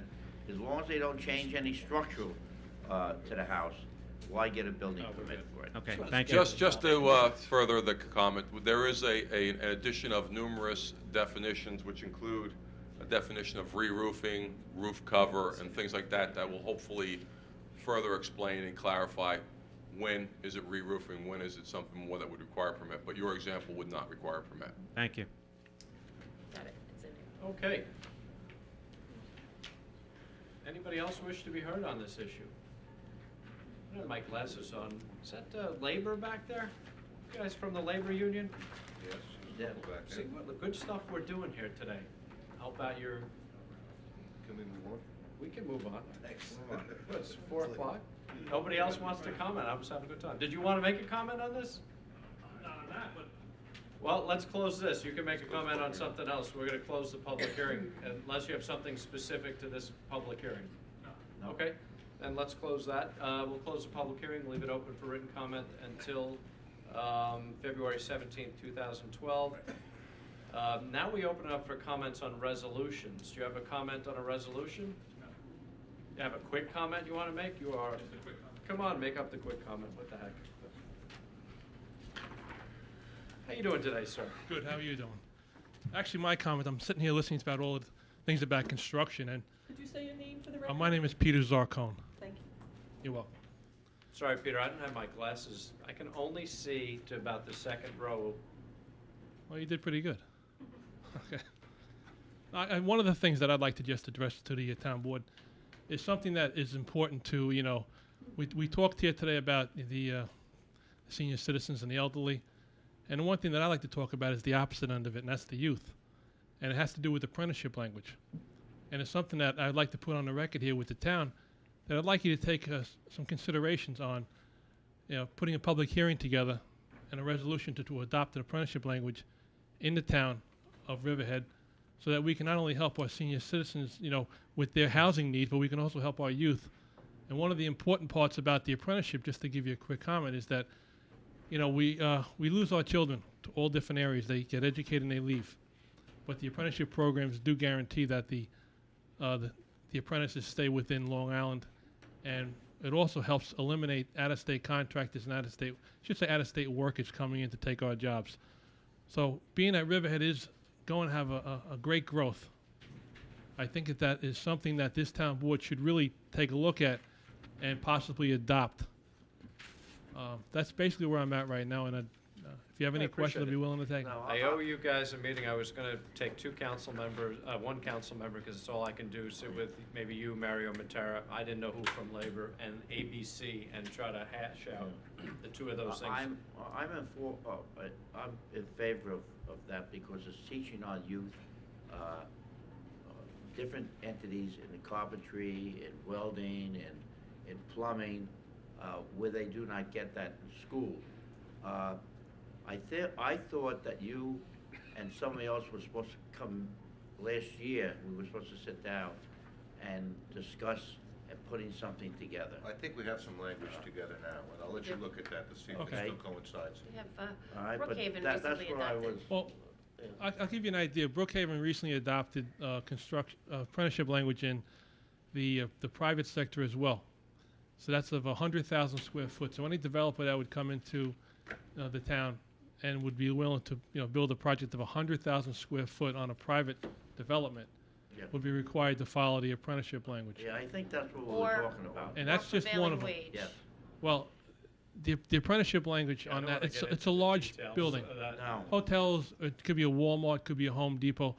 So that's designed not to hurt any of the smaller developers that would do work. Because 100,000 square foot is a large number. And also on the public projects of anything over 250,000 would be have to follow the guidelines of the New York State Apprenticeship Program. Actually, I had a talk with with Lowe's, and they use union and apprenticeship people when they build, and there's no problem with it. They want to teach the kids or the children or young adults. You have to watch your language, because people pick up on these little tiny words and they make mountains out of molehills. You can call me a young But adult. anyway, You can call me a kid. they want to teach these individuals trades, and that's what we're here for. Well, what I'd like to also make a mention, because it's called apprenticeship language, but really what it's continuing education. It's really for people who don't go to college and who would want to get some sort of a trade. Right. There's nobody here who wants to have somebody who's not educated, and especially when you have to consider what we're talking. We're talking about buildings. We're talking about places where people are going to occupy. I just think it's more important to have people who are skilled and educated in the work that they do, and I think it only benefit the town. That's right. How many towns have the apprenticeship program now? I will tell you, Brookhaven Town was the last to adopt the private, but they have both public and private. The town of Islip has public. Smithtown has public. Babylon, I believe, has public. Oyster Bay. Long Beach has both public and private. Suffolk County has both. Excuse me? Suffolk County in general has. Suffolk County has it. Nassau County has it. Actually, Nassau County adopts any project over $3 million that they have a project labor agreement, which is something the town could also adopt at a dollar value. But pretty much all towns have it. Well, like I say, we Town of got to Hempstead- sit down and discuss it. Excuse me? We got to sit down and discuss it. That would be, I'd welcome that. Thank you. All right, Okay. thank you, Okay, sir. thank you for the Appreciate time. you coming in. Thank you. All right, does anybody wish to be heard on resolutions? Tara, you want to be heard on resolutions? She's adding. All right, I guess we'll Wow. call the resolutions. Can I make a motion that we close the town board meeting and open the CDA meeting? Okay, I may want to table, okay. May want to I'm table going to it? table that, want to table Well, we that have to open it up resolution. anyway. Table it. And, hold on, one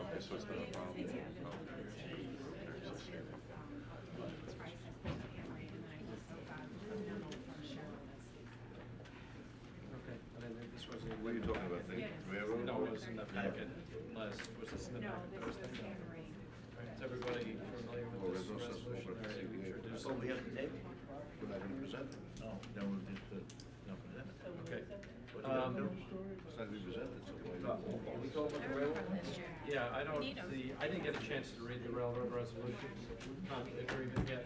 So let's just. So is that the only CDA one? That's the only CDA. So let's not even open it, we'll just. All right.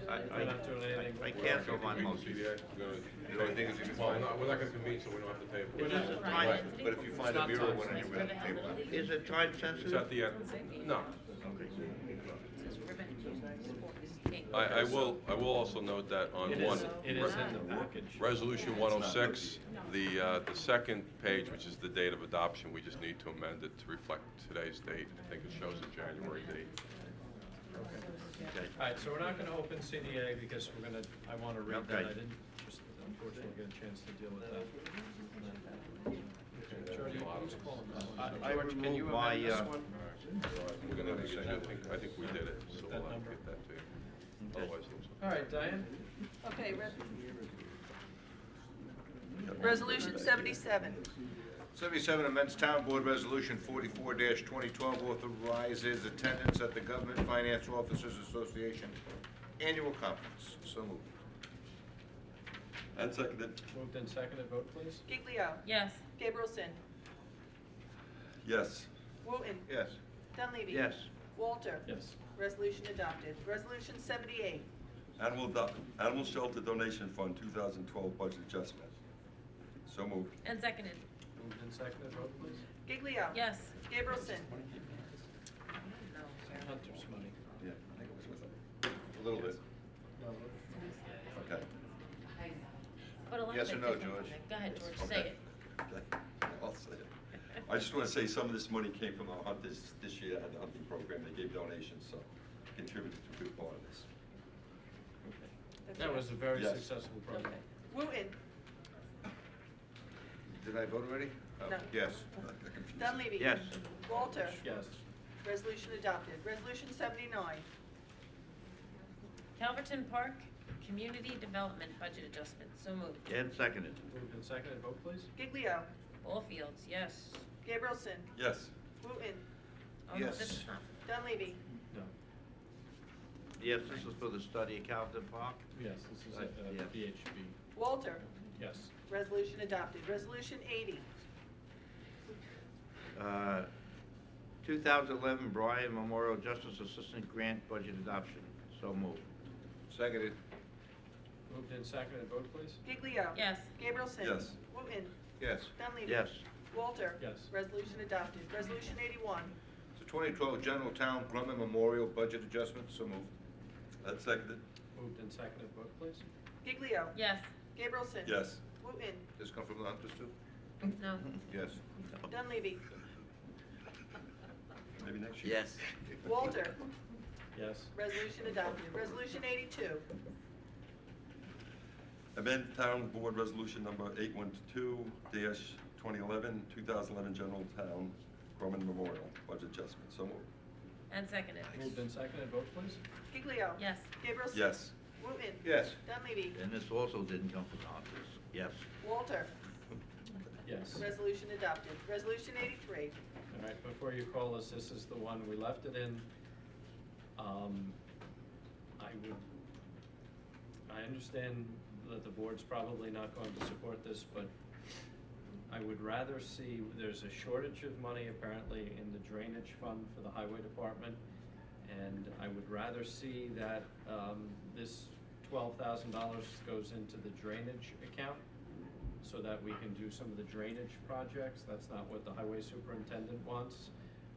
But considering that he's come to the board and he's got over $30,000 worth of drainage, no, probably $35,000 worth of drainage projects and 20-something thousand dollars worth of drainage money. If this went into that fund, he could do the drainage projects as opposed to buying, what I understand he wants to buy is cameras for his town garage. And so I'm asking the board to amend it, to put it into a line that is, that he uses for drainage, but it's up to the board. And I would just like to say that the highway superintendent has done other work for the town above and beyond his call of duty and what he's required to do as the highway superintendent. And in exchange, he was going to be paid from other departments and from other revenue sources other than what he was budgeted for. And he said that with that agreement, he wanted to spend the money the way he wanted to run his department. And the only thing that I asked is that when he was looking at the acquisition and purchasing cameras is that he went to the Business Improvement District, which I knew was also seeking bids for the installation of cameras downtown. And he said that the bid has been working on that for several years, and this is something that he has a need for right away, and did not want to tie into any other agency because other agencies can hold up the process, and he just wanted to get it approved. And I thank him for the work that he's done above and beyond what he's required to do, and I acknowledge the agreement. And, you know, the drainage projects that he's undertaken this year are more than what he anticipated doing, is what he's telling me. He said that there were other projects that were put on the table that he didn't anticipate doing this year, and he said that he would do it. It's not accurate. I mean, it's, Jody, he's not being accurate with you. Every one of these drainage projects was on the table. They've been on the table for years. I've started talking to him from the day I started working here as town supervisor. I gave him all the money he wanted in his drainage budget. I didn't shortchange him. He did not ask for enough money in his drainage budget. And so now it's time to do the projects. He wants us to take money out of the general fund to do drainage projects. And I'm just saying, and I know he has to run his department, but if it comes to cameras in his highway yard, when, or putting drainage equipment in, I think that the drainage, not drainage, we're finishing these drainage structures, I think the residents are more well served doing drainage. Every one of these projects is over 10 years old, drainage Well, problems. he told me that he will find the money within his budget to finish the drainage project on Sylvan Drive, and that he will find the money, and he will not be doing anything that we asked him to do as far as work outside of what he would normally do, like taking down the Weeping Willow Hotel at a cost to the taxpayers, because when we tell him that we're gonna give him the money and he can spend it where he sees fit, and we don't give him the opportunity to do that, that it's not even worth his while to do those projects because it sets him back in other areas that he's designated his time for. So I support this. Well, I think we should call the resolution. Yeah. I just want to say something on And this. I'll say something in the. Okay, that's when I just think that, he is an elected official. He is responsible for his money and how he spends his money. I don't think we should micromanage that department. I think the public is gonna manage that department by, if they don't like what he's doing, they won't vote him in next year or when he runs, and if they do like what he's doing, they'll vote him in. Our job here is to give him some funds to operate, and if we cut his funds back for any reason, and he'll have to find other funds. He has, and he was working today over at the building department. I saw his trucks over there, so we don't have to pay a contractor to smooth out the parking lot before paving. He has his trucks over there. They were doing it for us. So when we ask him to do something, he usually does. He took down a house on K Road for us that was fire damaged, that we didn't have to go out to bid for. So he's done other things. But I just don't think that we give him the money, let him manage his own budget, And if he runs out of money, then the public can get after him. If he doesn't run out of money, that's great. But I think he is doing a fairly decent job. So I have to go along with what he says. I'd just like to point out, John, I don't know, maybe I don't have this right. This money isn't coming out of his budget. This is coming out of the town's general fund. Correct. In addition to what he's been given. And what I see sometimes seems to be fiscal irresponsibility on his part, because this town board has asked for a priority list time. Again, what project you're gonna do? We've been given nothing, and sometimes it seems like he tends to wing it. No, I think it's responsibility to taxpayers. But he has taken We down have the Weepy fiscal Road, responsibility to King watch the general Road. fund. He's doing a parking lot, and we have to give him some Additional credit funds, but funds I for think doing that. it's a priority thing here, kinda. I think we really got this drainage. We're priority. walking around people's neighborhoods, there's these drainage sumps all over that haven't been touched. And you just keep on doing things, buying trucks, new sold, and we still don't get down to one of the most important things that trickles down back to the constituency, which is these projects. Call for vote. All right, So, well, we've all anyway, had our that's say. I second this. So you don't wanna, wait, do we even know? No, We haven't even. called no, it? no, Do you want to amend it? Nobody, I Oh, want, wait a I'd love second. to amend Do we it. have an option? We can amend it, We put can it in this amend it, drainage account. put in drainage, Then but- Scott's gotta go get the numbers. We can still give him for the lights You know 6 what? months from now, and he can show us that he started these projects. It's not we're not killing the project with the security cameras. Well, the security It's not our job. cameras. That is Listen, not it's- our job. It's helping Yeah, him. absolutely. And I'll argue that one when it comes to my vote. No, I it- disagree with you. You're wrong. It is, Yeah. I'm the CFO for the town. It You're the is my CFO job. for the town. He is the CFO for the highway I budget. set his budget. We set his budget, and he Correct. runs his budget. And Period. this is outside. New York his State budget. Highway law gives him the This is authority. coming out of This general is fund, Matthew, it's not coming out of his budget. outside of his budget, Jim. This is for services rendered to this town to save this town money. Right. That's right. It is. It is. And if services that he has not been paid for, and he's asking, when you And we pay pay me, for it. I wanna spend it on this. This And is you're stuff he's telling done him above and beyond to save this taxpayers' money, Right. so we don't have to go to Actually, outside no, contracts. you're not correct, Jim. This didn't Well, of say course the I'm not correct, taxpayers' because you're money. trying to make a point that is invalid. It's still his authority to spend this. It's not the taxpayers' money. This was money that was assessed when they took K Road down. K This Road was down. money that was assessed against one taxpayer to take it down. And quite frankly, For the highway department for to the highway demolish that. department to do it. Right. It took 4 months to get him over there to do it. He said that they had to wait for LIPA, they had to wait for the sanitary He system went to over be and secured the abandoned, they building, had to because the wait problem for with several kids getting things into before they it, could and abandon it. secured the building until they could get everything done that had to be done in order to demolish it. I'm just asking for a priority list. I've been asking for it, and I'm gonna ask for it And for the you're- next 2 Well, years. And that's he told something me you would that ask him as he assured me that you will have it over the next couple of weeks. He said that he needs these cameras to go in. This is paying him for work that he's already done, outside of his budget.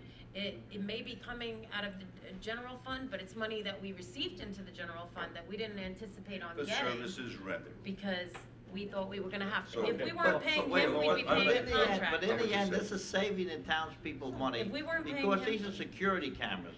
His vehicles have been damaged, and the taxpayers have the cost of repairing those damaged vehicles, whether it's sugar put in the gas tanks or sand put in the gas John, I don't things even are know if happening. that's true, because But that's what when he I said. checked, there That's was what no he said. police department. Well, he didn't make any police department So reports if on somebody it. damaged we're the town still- vehicle, why would a police report not be filed?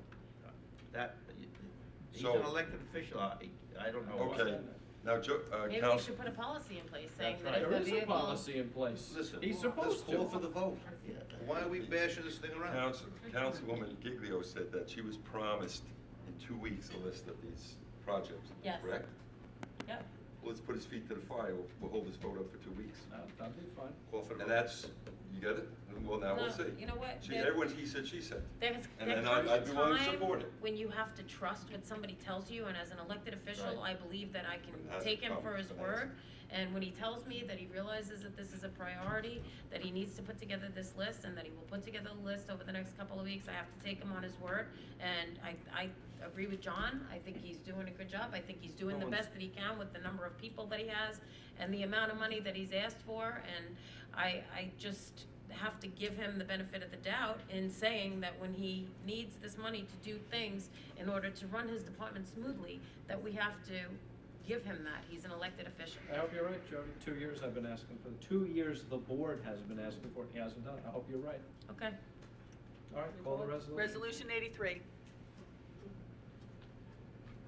Highway District budget adjustment, so moved. And seconded. Moved and seconded, vote please. Giglio. Yes. Gabrielson. No. Wooten. All I'm gonna say, because it's all been said back and forth, George Woodson is an elected official in his town, the same way we are sitting up here. Bottom line, he answers to the same people that we answer to. He's done a great job with that department. Go down and look at it. He's done a lot of work. He's bought a lot of equipment through networking and grants through the federal government. He's done a lot down there, a lot more innovative stuff than I've seen in my 30 years working for this town. So, as an elected public official, if he says that he needs cameras down there to protect his equipment, and we're talking $12,000 with a multi-million-dollar budget, I'm gonna give him that. So I vote yes. Dunleavy. Yes. Walter. No. Resolution adopted. Resolution 84. Nope. Put my glasses on. 2012 installation of waste oil tank at the municipal garage. Budget adoption, so moved. Seconded. Moved and seconded, vote please. Giglio. Yes. Gabrielson. Yes. Wooten. Yes. Dunleavy. Yes. Walter. Yes. Resolution adopted. Resolution 85. It's a street lighting 2012 budget adjustment. So moved. And seconded. Moved and seconded, vote please. Giglio. This is actually going to be a cost saving. It's LED lighting for the street lights. So we're gonna be saving money in our electric bills, hopefully, in the long run. And I'll vote yes. Gabrielson. Yes. Wooten. Yes. Dunleavy. Yes, I agree with Jody. Walter. Yes. Resolution adopted. Resolution 86. Riverhead Sewer Treatment Plant Upgrade is capital project budget adjustment. So moved. And seconded. Moved and seconded, vote please. Giglio. Yes. Gabrielson. Yes. Wooten. Start of something big. Yes. Dunleavy. Yes. Walter. Yes. Resolution adopted. Resolution 87. Authorizes supervisor to execute contract with New York State Park Office of Parks, Recreation, and Historic Preservation for renovation of Nadell Drive Pocket Park. So moved. And seconded. Moved and seconded, vote please. Giglio. Yes. Gabrielson. Yes. Wooten. Yes. Dunleavy. Yes, this goes along with our neighborhood parks, and we've been after this for about 10 years to fix this park up. Yes, And I vote yes. Walter. Yes. Resolution adopted. Resolution 88. Appoints a part-time secretary, so moved. And I'll second. Moved and seconded, vote please. Giglio. Yes. Gabrielson. Yes. Wooten. Yes. Dunleavy. Yes. Walter. Yes. Resolution adopted. Resolution 89. This authorizes payment of the Association of Towns annual membership dues for 2012. So moved. And seconded. Moved and seconded, vote please. Giglio. Yes. Gabrielson. Yes. Wooten. Yes. Dunleavy. Yes. Walter. Yes. Resolution adopted. Resolution 90. Okay, authorize town clerk to publish and post the attached notice to bidders for street lighting, and traffic signal maintenance repair bonds. So moved. And seconded. Moved and seconded, vote please. Giglio. Yes. Gabrielson. Yes. Wooten. This is for parts? Yes. Dunleavy. Yes. Walter. Yes. Resolution adopted. Resolution 91. Authorizes the highway superintendent to attend 2012 National Truck Equipment Association Work Truck Show. So moved. And seconded. Moved and seconded, vote please. Giglio. Yes. Gabrielson. I'll be nice, I'll give him that, yes. Wooten. Should have got that last time, yes. Dunleavy. Yes, I think this is the networking, he's got a lot of information out of this, so I vote yes. Walter. Yes. Resolution adopted. Resolution 92. Ratifies the appointment of a temporary animal control officer 1 to the Animal Control Division of the Riverhead Town Police Department. So moved. Jim? I'm just reading it. Seconded. Moved and seconded, vote please. Giglio. Yes. Gabrielson. Yes. Wooten. Yes. Dunleavy. Yes. Walter. Yes. Resolution adopted. Resolution 93. This sets the 2012 hourly rate for bingo inspector. So moved. And seconded. Moved and seconded, vote please. Giglio. Yes. Gabrielson. Yes. Wooten. Bingo. Yes. Dunleavy. Yes. Walter. Yes. Resolution adopted. Resolution 94. Declares lead agency, classifies and determines significance of action, acquisition of the Riverhead National Guard Armory. So moved. And seconded. Moved and seconded, vote please. Giglio.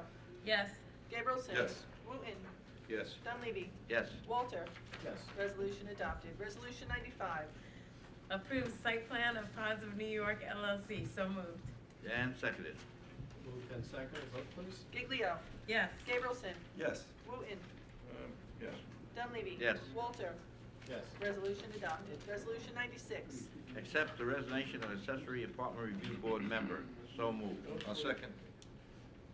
Moved and seconded, vote please. Giglio.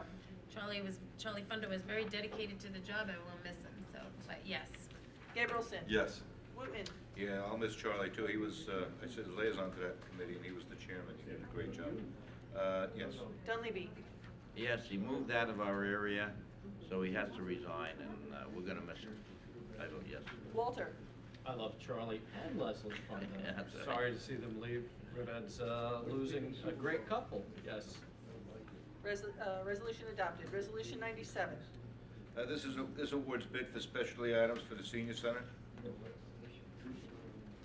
Sorry, I interrupted you guys. So moved. And seconded. Moved and seconded, vote please. Giglio. Yes. Gabrielson. Yes. Wooten. $229 for spare ribs with a bone. Yes. Dunleavy. Yes. Walter. Yes. Resolution adopted. Resolution 98. Until Cody's. Authorization to publish advertisement. I gotta move. For fertilizer and lawn chemicals for the town of Riverhead. So moved. And seconded. Moved and seconded, vote please. Giglio. Yes. Gabrielson. Yes. Wooten. Yes. Dunleavy. Yes. Walter. Yes. Resolution adopted. Resolution 99. Authorization to and post advertisement for propane for the town of Riverhead. So moved. Oh, second. Moved and seconded, vote please. Giglio. Yes. Gabrielson. Yes. Wooten. Yes. Dunleavy. Yeah, I was thinking because this said fuel the last time, it was propane. So I vote yes. Walter. I think there's one That for got fuel me. too. I think there's one for fuel too, yes. Get a little Is later it? on. Yes, No, I yes. think we- Nine. What happened to those Resolution short board adopted. meetings we used to have years ago? Resolution 100. Authorize to publish and post advertisement for work clothes for the town of Riverhead. So moved. Second. Moved and seconded, vote please. Giglio. Yes. Gabrielson. Yes. Wooten. Yes. Dunleavy. Yes. Walter. Yes. Resolution They were adopted. clothes on. That's crazy. Resolution 101. 101 appoints a call-in park attendant 2 to the Recreation Department. So moved. And seconded. Moved and seconded, vote please. Giglio. Yes. Gabrielson. Yes. Wooten. Yes. Dunleavy. Yes. Walter. Yes. Resolution adopted. Resolution 102. Appoints a call-in park attendant 3 to the Recreation Department. So moved. And seconded. Moved and seconded, vote please. Giglio. Yes. Gabrielson. Yes. Wooten. Yes. Dunleavy. I guess this young lady is a 2 and 3. No, Because it's the same name. It's a young man. Okay, Patrick. Okay, it is a young man. That was Yes. So I vote yes. Walter. Yes. He runs Resolution around. adopted. Resolution 103. Authorizes sewer district employee to attend the course. So moved. Second. Moved and seconded, vote please. Giglio. Yes. Gabrielson. Yes. Wooten. Yes. Dunleavy. Yes, this is, well, again, he's doing a job that he has to be trained to do, so I vote yes. Walter. Yes. Resolution adopted. Resolution 104. Authorize sewer district employee to attend course. So moved. I'll second. Moved and seconded, vote please. Giglio. Yes. Gabrielson. Yes. Wooten. Yes. Dunleavy. It's the same employee, just 2 different dates. Actually, they put two the different June courses. before May, and they should have Different May courses. before June, but I vote yes. He'd rather Walter. go June than May. Yes, you know what they learned in that course? To make sure all the sewage flows downhill. Resolution adopted. Resolution 105. Authorizes advisement to the Environmental Facilities Corp., the EFC, regarding a grant application. So moved. And seconded. Moved and seconded, vote please. Giglio. No. Gabrielson. Yes. Wooten. Yes. Dunleavy. Yes. Walter. Yes. Resolution adopted. Resolution 106. Adopts a local law to amend Chapter 101 entitled Vehicles and Traffic of the Riverhead Town Code and adds 101-3, stop and yield intersections, railroad crossings, and parking fields. So moved. And seconded. On the amendment, I think we have to change the date you said on this? Well, I'll provide an updated notice of adoption. The notice of adoption should be today's date. The second page is, it says it was adopted on January 4th, 2012, and it should be today's date. Right. February. So I'll provide an updated copy. Okay. As amended. Are we up for the vote? I second it. Moved and, Oh, wait. I think you were voting. Okay, Giglio. Yes. Gabrielson. Yes. Wooten. What? Yes. Dunleavy. Yes, as amended. Walter. Yes. Resolution adopted. Resolution 107. Amends resolution number 39 of 2012, authorizes attendance at the 2012 training school and annual meeting held by the Association of Towns. So moved. And seconded. Moved and seconded, vote please. Giglio. Yes. Gabrielson. Yes. Wooten. Yes. Dunleavy. Yes. Walter. Yes. Resolution adopted. Resolution 108. Authorize the retention of the law firm of Campolo, Middleton, and McCormick LLP. So moved. I'll second. Moved and seconded, vote please. Giglio. Yes. Gabrielson. Yes. Wooten. Yes. Dunleavy. Yes. Walter. Yes. Resolution adopted. Resolution 109.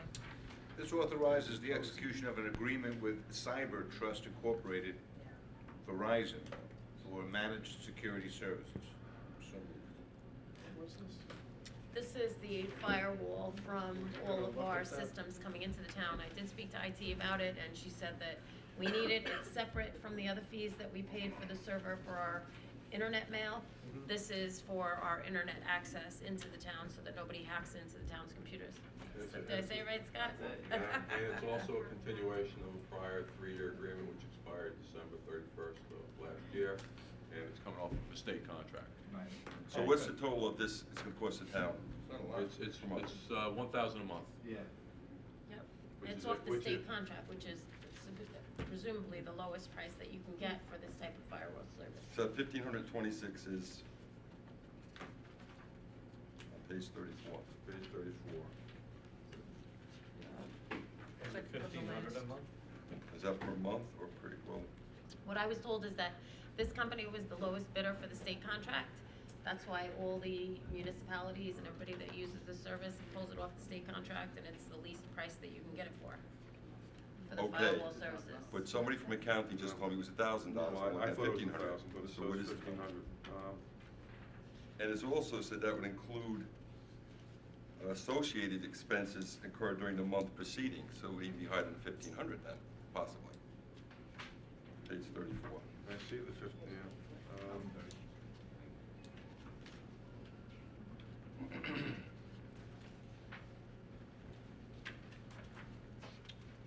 It's been moved and seconded. Yeah, it's 1526. I see it. Plus fees from the month before, whatever they may be associated. I know. So it's, we don't know. We had this argument What's- last year, where we had to do it, not So this, but. what is the, something what does else. history tell us on this? What kind of a number No, have I we think- been I think traditionally this playing says- per month? George, it just says below is a summary of services being purchased and the associated fees. And the only thing here is 1526.84. Yes, but keep going down the next one.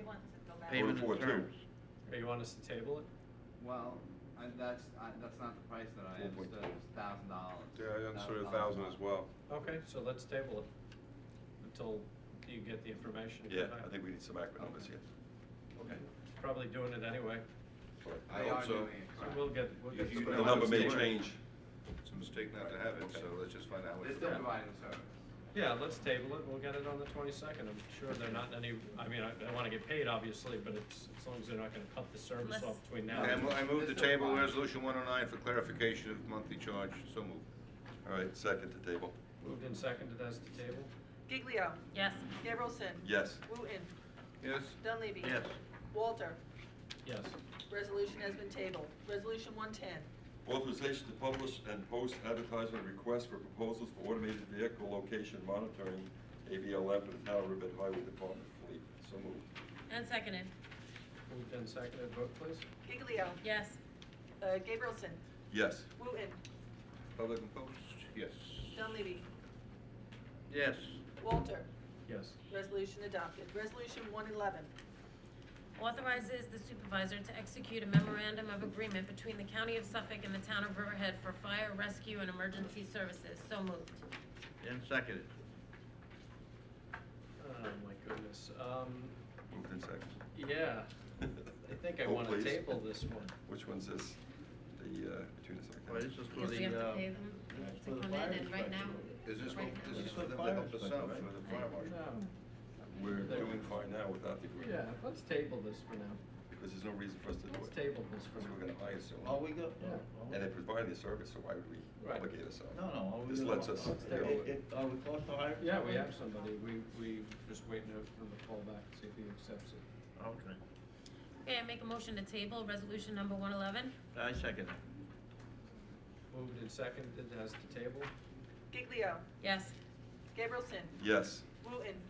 Not sure.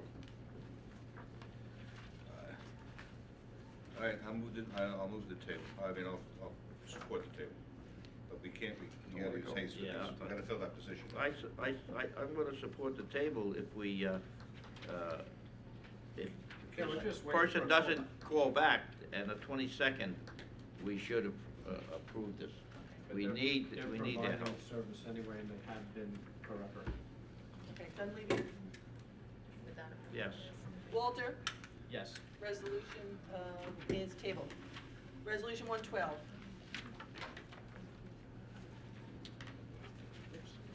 112, I turn that over. Authorize the supervisor to execute a memorandum of agreement between the County of Suffolk and the Town of Riverhead for Horton Avenue hazardous mitigation. So moved. I'll second. Moved and seconded, vote please. Giglio. Yes. Gabrielson. Yes. Wooten. Yes. Dunleavy. Yes. Walter. Yes. Resolution adopted. Resolution 113. Authorizes the supervisor to execute an agreement with William P. McCann to provide reconciliation and analysis services for the town of Riverhead. So moved. And seconded. Moved and seconded, vote please. Giglio. No. Gabrielson. I'm a little concerned with this because our accounting department had all the audits I think we're kind of caught up on them. And I feel that they should be able to fit this in instead of putting an extra financial burden on the town of Riverhead. Before you vote, Citizens. I'll eat my hat if he doesn't save $6,500. That would be $6,500 more than we'd have in the bank if we Right. did it in-house. And what's real troubling to me, I was told by a reliable source that to do this audit reconciliation was presented to somebody in the accounting department who said they would quit if they had to do it. So what does that say about management in that department? The best thing could happen is it would That was go done. back, wait, I'm finished, go back with this person, let him quit. We'd get somebody in at a re-entry salary, would save the town $20,000 plus the $6,500 because the new person would be doing it. So I'd have to absolutely, I think this fiscal irresponsibility on the part of this board to let this go out of the town when it could be done with a little extra effort, reach. If it could be in-house. done, George, if I thought it could be done, first of all, if I thought the person would quit, I would take your advice. But I don't think that person will quit. Well, not Right, now, the because point- it got out, but the caps out of the point- bag. But, and it wasn't done when any of us were sitting on this board. Well, and you guys wouldn't have known, anyway. No, But the despite point all is that that hoopla. if, I never heard that.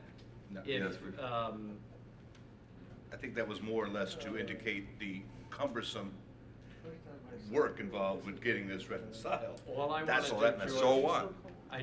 my concern. Their workload is much less than. I don't work in accounting. No, I'm it's glad not, you George. do. Got the orders taken. My concern is this. There's a couple things that are about to happen to the accounting department. One is the internal auditors are gearing up to start. The second thing, as soon as I get a chance, I'm gonna call the controller's office and have them come do the friendly audit. I just haven't, it's on my list of things to do. So I'm asking the controller's office to come audit the accounting department. I'm pretty certain once the internal auditors come in and start doing certain things, not the accounting department, but they're gonna go and do certain things, and we have the controller's office coming in, I don't want them to fall behind. And there's nothing more critical to me than keeping this town forward. And I can't, I know we're gonna find more than $6,500, and I don't know, I just wish you would support it. Well, it's not the savings, if it's, we'll find it, or they'll find it, it's there, there's gonna be some money in there. I just don't We think our agree with it. department has the time to do it and do all the things that I'm about to demand of them. I wanna make this the most efficient run town in terms of the audits and the finances. I wanna strive to be Smithtown. Well, in terms of. So my thing is, let's put their feet to the fire, and let's see if they can get it done. Except for a Boy, I'd vote. give them 5 stars. Just give your vote. Okay, so we. Did you vote? No, it's up to you to vote. I'll give my vote, Councilman, when I'm finished with my spiel. Well, finish your spiel. All right? I don't force you to give you a spiel, and you go on about things, credit to you, and I'll finish when I'm finished. Normally after seconds was up for discussion. Did All right, what do you got? What else you got, Did George? Councilwoman Yeah. Giglio voted? You He were. did. Yes, okay. No. Wooten. Well, let me start my spiel because actually, I think it's important if you understood, I don't work in accounting, so I can't be as astute as Councilman Gabrielson is with their work ethics. But I can tell you that this particular fund is well over 20 years as far as going back. It's a chore. Now, I don't know whether that person that said, I'll quit if I have to do it, was just trying to elaborate just how intensive that would be and how time-consuming that would be. But for $6,500, actually, I like the fact that there's fresh, new eyes outside of that department looking at it. I like that better, somebody that hasn't been part of the community or part of the whole process. I think it's prudent. So I vote yes. Dunleavy. You know, I'm not gonna give a spiel. I I trust their judgment, I vote yes. Walter. Yes. Resolution adopted. Resolution 114. I'm sorry. Okay, extends, Where were we? 114, extends bid contract for disposal of Town of Riverhead municipal solid waste. So moved. And seconded. Now it's up. Seconded, vote please. Giglio. Yes. Gabrielson. Yes. Wooten. Yes. Dunleavy. Yes. Walter. Yes. Resolution adopted. Resolution 115. Appoints the law firm Smith, Finkelstein, Lundberg, Eisler, and Yakubowski as special counsel in the matter F1 Long Island versus Phil Cardinale, Barbara Glass, Town of Riverhead, Town Board of the Town of Riverhead et al., Federal and Leibowitz, F1 Long Island versus Town of Riverhead et al., State, and authorizes the supervisor to execute a retainer agreement regarding same. So moved. And seconded. Moved and seconded, vote please. Giglio. I'm going to abstain because I represented F1. Gabrielson. Yes. Wooten. Yes. Dunleavy. Yes. Walter. Yes. Resolution adopted. Resolution 116. Appoints the law firm of Smith, Finkelstein, Lundberg, Eisler, and Yakubowski as special counsel in the matter of Field Day et al. Versus the Town of Riverhead et al. And authorize the supervisor to execute a retainer agreement regarding same. So moved. And you're not seconding this? I didn't have a chance. No, it's first off of mine. Oh, maybe because they highlighted it by mistake and they don't want you to read the second. No. Seconded. Now discussion? 'Cause it's- Can you this is the have a proper time. spiel? Do you have a This is the spiel? proper time for discussion after it's seconded. Is we hiring a new law firm, or is this just No, this just is. clean up. Yeah, we didn't have retainers. Because they've already been, They've been representing us. Okay, so we're not changing We law firm discovered that a administration. lot of them did not have follow-up retainer agreements, so Okay. we're looking to just make sure there's a retainer agreement. Okay, Hopefully second. every file where someone's been retained. That would be nice. Okay, That's the hope, that's the goal. okay. Seconded. We can have goals. Did you vote? I just seconded it. Oh, She hasn't okay. called for the vote. Moved and seconded, vote please. Giglio. Yes. Gabrielson. Yes. Wooten. Yes. Dunleavy. Yes. Walter. Yes, but did George second it? Wooten called it, did George second? No, John No, I called it. called it. Seconded. Oh, Let's okay. do the the same. All right, Well, I'm sorry. Pay attention. Resolution adopted. Resolution 117. Go ahead. Oh, now it's my turn. Appoints a law firm, Smith, Finkelstein, Lundberg, Eisler, and Yakubowski, special counsel on a matter of them GBC LLC versus the town board of the town of Riverhead et al., and authorize the supervisor to execute a retainer agreement regarding same. So moved. And seconded. Moved and seconded. Only question. Oh, Why yeah. don't I even know about this? This is the same as the last one? We're cleaning up, or is this a new one? Yes. This was, last year, there was action by the board to call letter credit. After the letter credit was called, they commenced litigation against the town. Yes. On the letter credit being called, and Smith Finkelstein was retained, or was authorized to be doing work, but I don't think we ever signed a retainer. Okay. To get a resolution, but not a retainer. Okay. We're up to the vote. Giglio? Yes. Gabrielson? Yes. Wooten? Yes. Dunleavy? Yes. Walter? Yes. Resolution adopted. Resolution 118. Resolution consent approving the dedication of a highway known as Honey Lane and the Osborne Acres. So moved. And seconded. Moved and seconded. Vote, please. Giglio? Yes. Gabrielson? Yes. Wooten? Yes. Dunleavy? Yes. Walter? Yes. Resolution adopted. Resolution 119.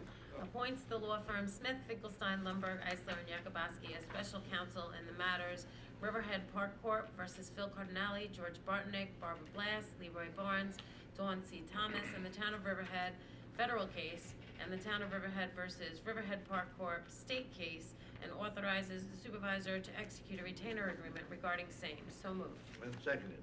Moved and seconded. Vote, please. Giglio? Yes. Gabrielson? Yes. Wooten?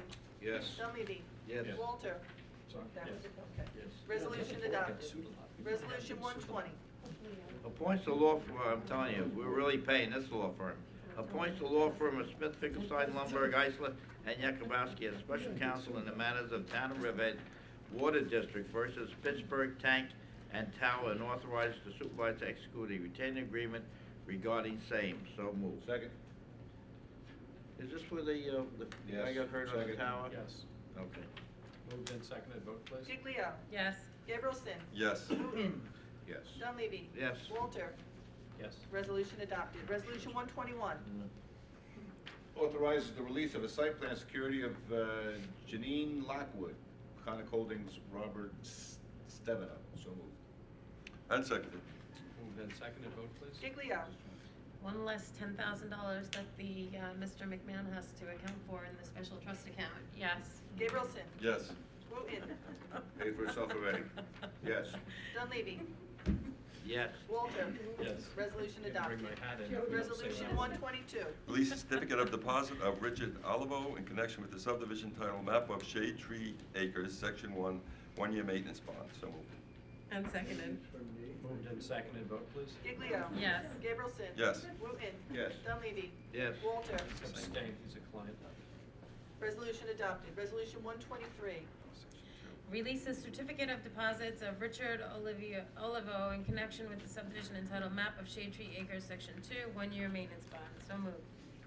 And seconded. Moved and seconded. Vote, please. Giglio? Yes. Gabrielson?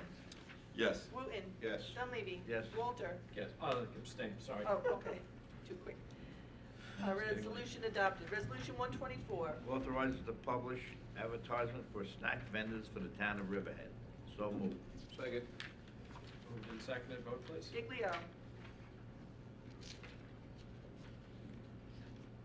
I really wanted to do something with this, and I asked Ray to do this, because what the county does is the county, when vendors come in and they bid to use our locations and lease it from us, they improve the property for the county. They say, I'm gonna spend $10,000 and I'm gonna put a new roof on, or I'm gonna spend $2,500 and put a new furnace in. Unfortunately, you gotta, I you know, have to but do it yourself I'm upset, almost. because I asked Ray to, before this came up again I this know, year, but to you talk have to me do about it. It's one of those things you have to, it's just like, I know, I thought he was gonna work on it, but Well, we have, this is, have we put the bid spec together yet? This is authorizing that? The bid spec's been done. Okay. I mean, it's been changed a little bit from last year's, but certainly does not go on. right, because now they can But, you know, sublease, right? usually, No, Is that in there? It's still prohibited from being subleased. can I ask you a question? Usually, they have two bids because, the Little League sells refreshments to benefit the Little League. And if we put this for Grangeville Park and the, Police Officer Memorial Park, won't that interfere with them selling, for their, Little League. So usually those two parks are off for this bid until, Most of these come down to ice cream. well, I agree with that, you know, and it's, that they. Park inclusive. Yeah, you're right. Usually Little League sells the stuff. Yes, there. so I Well, mean. we don't have to award it. You know. We can advertise it, we don't have to award it, but. I mean, there's no snack vendor at Millbrook Pocket. No.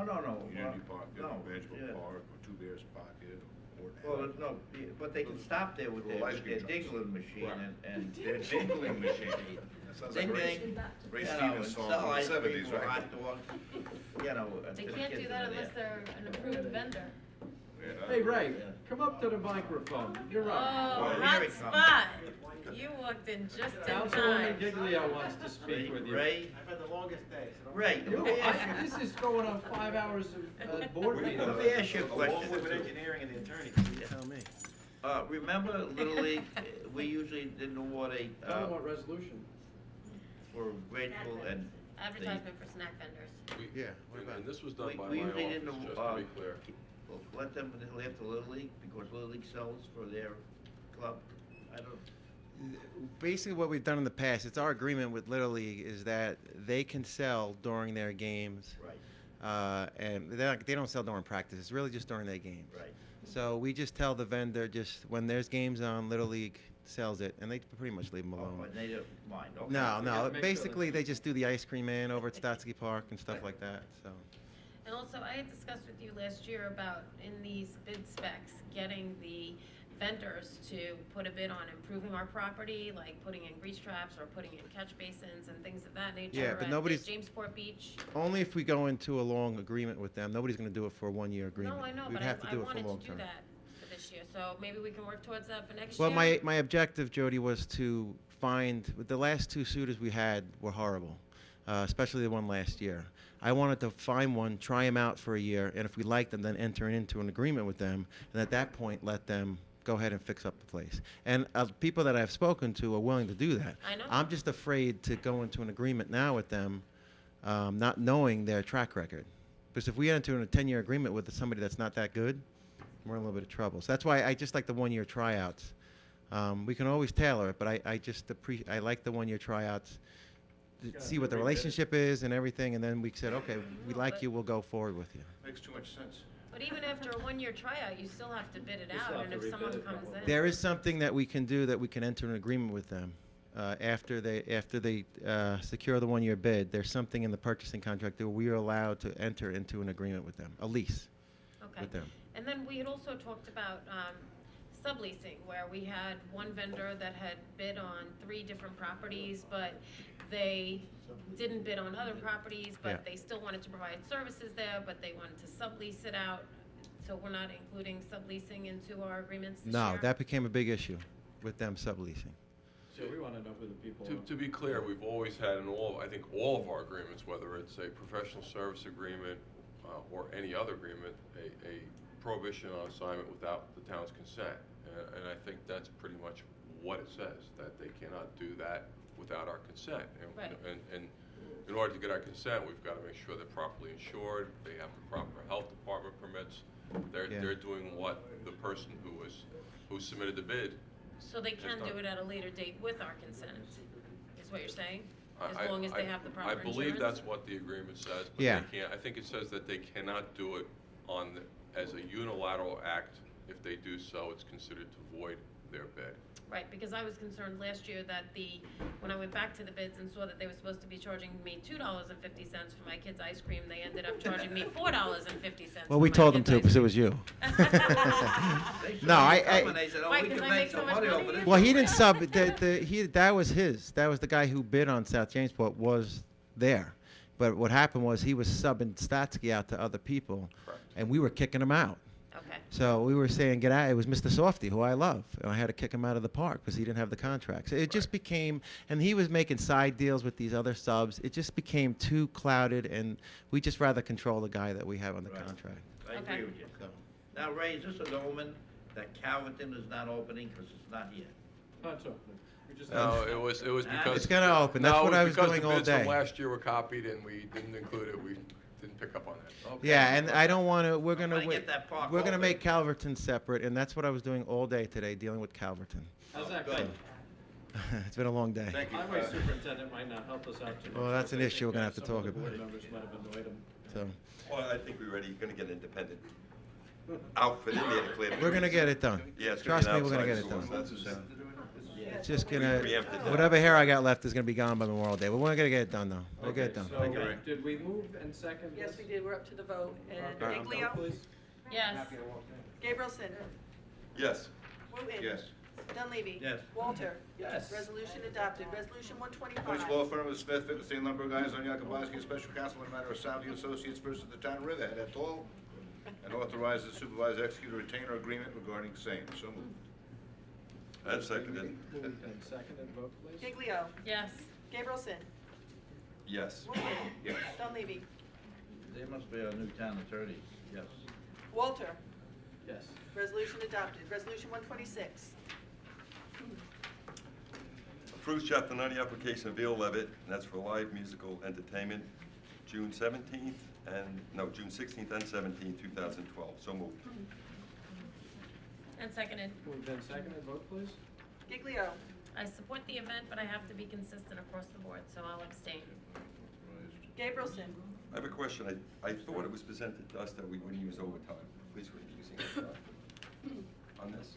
Yeah, where we get the part-time people. Because they're authorizing the, highway department sanitation to utilize overtime.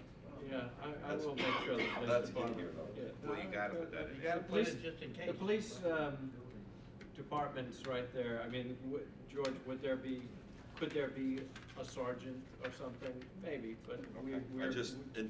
As per discussion, as per resolution. Yeah, the overtime budget is 600,000. He's already squeaming back there because we added the, triathlon and this, but we'll get him there. That's his job. I'm personally a little concerned about the public benefit here, because, the expenditures to us, the use of public land, and the fact that the town residents have to also pay a fee, I think, of $10. But I think, looking at it this year, I'd like to see how it works this year for next year, so I'm gonna say, I'll go ahead and, yes. Wooten? Well, everybody knows how I feel about it, but I think there's a correction that needs to take place here, because right now it's saying it's held on Saturday, June 16th, between noon and 7 o'clock, and I think that's wrong. Oh, you wanted to change that, didn't you, to 10? Did you? Well, not in this resolution, it should be noon to 10 p.m. Noon to 10. So noon to 10? p.m. on Saturday. All right, let's make that correction, and we got noon to 6 on Sunday? 10, Okay. noon to 6, okay. All right, so I'll, The 16th and the So 17th. we gotta, And what I'll ask the Amend it. police department to do, we'll amend it. You're okay with the amendment? Yep. The police chief is here, our town engineer is not here, but Tara, I want us to keep track of the overtime that is, so we'll know exactly what it is. And the Vale has told me that we'll have some guys there, because we always have the showmobile there, but you guys are gonna take care of the policing the trash during the event and everything, and we'll just take it away at the end and do a cleanup, correct? Vince? Yes, sir. Okay. And we'll keep track. We'll know exactly where we were. yes. yes, some of you can't. I have some concerns like George does, but you know what? It's been a while since we had a blues festival. There was some outcry that people wanted it back. So let's give it a whirl. And it's early enough this year where you're not gonna burn your feet on the pavement, so, yes. Dunleavy? I think the public benefit is it's bringing people to town of Riverhead. They're using our restaurants in the town of Riverhead. And if anything is open, they'll browse around and do some other shopping in town. So I think there is a public benefit to this. And we are supporting the Vale Levitt. So I vote yes. Walter? Yes. Resolution adopted. Hold on, Resolution. Diane. Tara, for the staff meeting on Monday, can you remind me to talk to the department heads? I want everybody to keep a log for this event. Thanks. This has to be tabled 127, I think. But I it's- think if they keep if you keep a log for this event, then They you may have do to it for keep an everything. event for every event. You can't. Yeah, we may do that. Huh? We may do that. Yeah. I disagree. Yeah. I mean, no, but you can't. You're not closing off public property. Yeah, I'll Yes, you are. talk to Yes, you are. staff about it. We closed town hall, the town parking for every event that's held down there, the bid. They don't charge people to get in. I just Well, want an idea. that's a different thing now. That's not what you said. You said we don't close, No, we public don't, property. we don't close off public property and charge people to get in. Right. Yeah, Well, John, years ago, we I used just to want pay an for idea. insurance. That's it, an idea of what Yeah, what it is. no, but, we used to pay for insurance and stuff. We stopped paying for their insurance.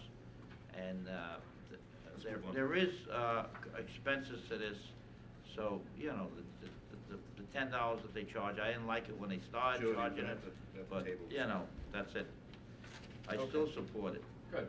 We table 127, so I get a chance to read it. Didn't get a chance to read the agreement. Did everybody vote for the last one? Yes. Yeah, last one's done. Okay. We're still expounding. Okay, Oh, what's done? go ahead. Resolution number 127, I vote to table. Resolution number 127? Non-second table. Moved and seconded as to table. Giglio. Yes. Gabrielson. Yes. Wooten. Yes. Dunleavy. Yes. Walter. Yes. Resolution has been tabled. Resolution 128. Accepts the donation of microfilm fiche reader for use by the Riverhead Town Clerk's Office. So moved. Seconded. Moved and seconded. Vote, please. Giglio. Boy, you are gonna have fun with that.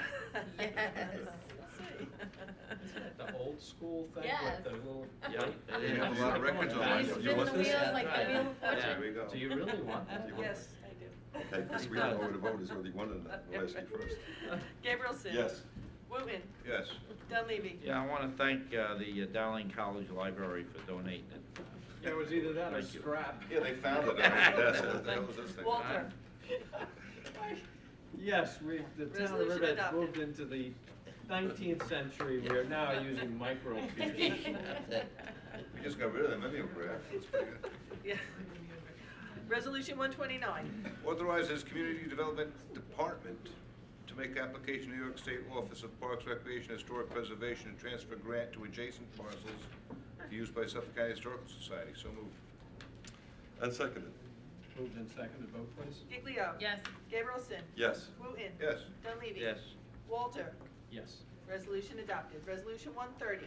Authorize Want to supervisor. amend, George, the dollar amount. Oh. What are you talking about? Yes, that would be 1920. What The would they pay? 1680 and the Become 1920. 1920. 1920. The 1680 goes 1920? Yes. Yes. Okay. All right. They say that was a good year. You wouldn't know. Okay. To amend, we're gonna amend. I think it goes on that end. Yeah, we're done with them over here. Moved as amended. Authorize supervisor to execute agreement with Riverhead Youth Sports, Inc. for referee umpire services for town of Riverhead Police Athletic League Girls and Boys Lacrosse and Football Program for 2012 calendar year. So moved as amended. And seconded. Then seconded. Vote, please. Giglio. Yes. Gabrielson. Yes. Wooten. Yes. Dunleavy. I support this, but with all the head trauma that football is causing, I really think we should think about doing the uninjured football, flag football. Oh, flag can be pretty rough. Walter. Yes. Resolution adopted. Resolution 131. Diane's getting good. She's, even during the spiel, she's calling the votes to make sure she moves it Just along. move it. Yeah, get her up in the I'm gonna front. make sure, My hands are frozen. when my kids play football, John, I'm gonna make sure their helmets are on tight, just for you. Larry's already gearing up for a That's comment. it. Let's say for public comment. We'll do it. Go ahead. Authorizes the supervisor to execute a professional services agreement for Peconic Avenue, County Road 63 pedestrian crosswalk. So moved. And seconded. Moved and seconded. Vote, please. Giglio. Yes. Gabrielson. Yes. Wooten. Oh, this one we talked about. Yeah, change. Yes. Dunleavy. This is one for you, Larry. We're finally getting a crosswalk on Conic Avenue after years. We're just going to, We're changing it in here. yeah, I vote yes. Walter. Yes. Resolution adopted. Resolution 132. Want to authorize the town clerk to publish and post a public notice to consider the town of Riverhead expenditure of community preservation funds for the improvement and management of Hamlet Park passive recreation on property described as Suffolk County Tax Map 0600-17-01-5.22, owned by EMB Enterprises. So moved. I'll Where second is this? This This is is the Park and Sound. This is the We're gonna 9/11 spend Park award. and Rec or CPF money to make it past the $50,000. That's your match, right? That's I your second. match. That's your match. Moved and seconded, vote please. Giglio. Yes. Gabrielson. Yes. Wooten. Not to exceed 50, yes. Dunleavy. Yes. Walter. Yes. Resolution adopted. Resolution 133. This supports joint NIA, our town grant application by East End Arts and Suffolk County Historical Society to the National Endowment for the Arts. So moved. And seconded. Moved and seconded, vote please. Giglio. Yes. Gabrielson. Yes. Wooten. Yes. Dunleavy. Yes. Walter. Yes. Resolution adopted. Resolution 134. Pays the bills. And seconded. Moved and seconded, vote please. Giglio. Yes. Gabrielson. Yes. Wooten. No. Yes. Dunleavy. Yes. Walter. Too many bills, yes. Resolution adopted. All right, this is the part of the meeting where we ask for anybody that wishes to comment on something that may be in our purview or may not be in our purvieue. We ask you, Vince, congratulations. It's your 80th year, make it the best. Oh, he's coming up. Coming up. We ask you to limit it to 5 minutes, if you would be so kind. Yes, Larry Oxman. Something near and dear to your heart's money. Resolution 119 and many other resolutions talked about appointing a law firm for the town. Specific to 119 is the litigation against Riverhead Park. My question is, and I guess this was just done for housekeeping, former town attorney Dawn Thomas has her own outside counsel, which has come to my attention is being, the bill is being paid for by the town. I think that the bill as of sometime mid last year, before the bulk of her law firm's work was done, was about $35,000. My guess is, I'll have to foil for it, is that it's probably up to 75 to 100. Maybe you haven't received the bills. Really the question is, do you have to pass a resolution authorizing her law firm, and do you have any say in the rates that that law firm is charging? Yes, we have a say. We have to appoint a law firm, a lawyer for her, and she has the ability to choose the lawyer. We do negotiate the rates of those lawyers. Sometimes the rates are not as favorable as the town board obtains with other lawyers, but we do have the ability to do that.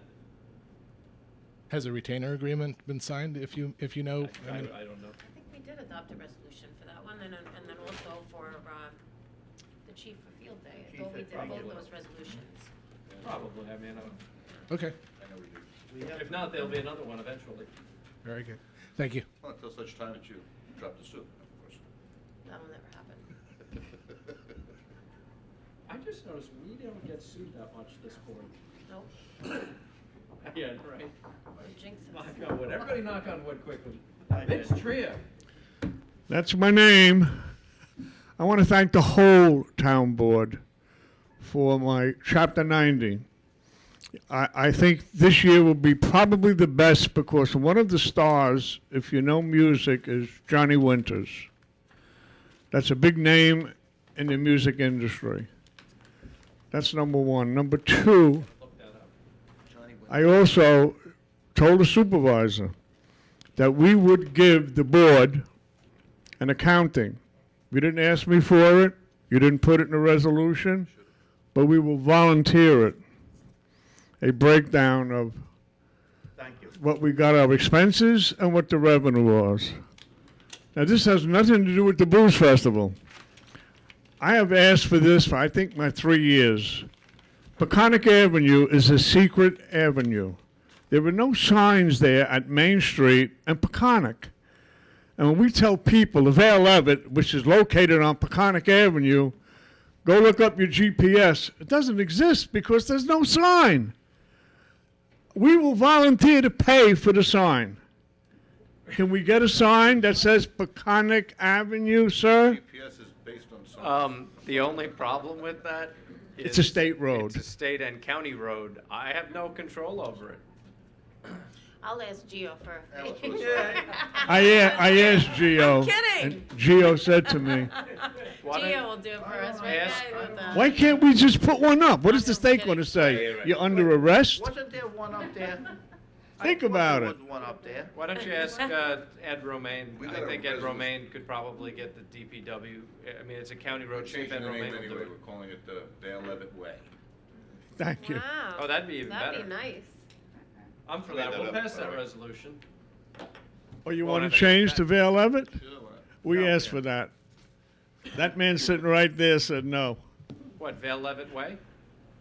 He said it was once suggested to him, and after he worked really hard to get it done, the canoe guy backed out. You remember that, Bob? We had a conversation. We that wanted to call it.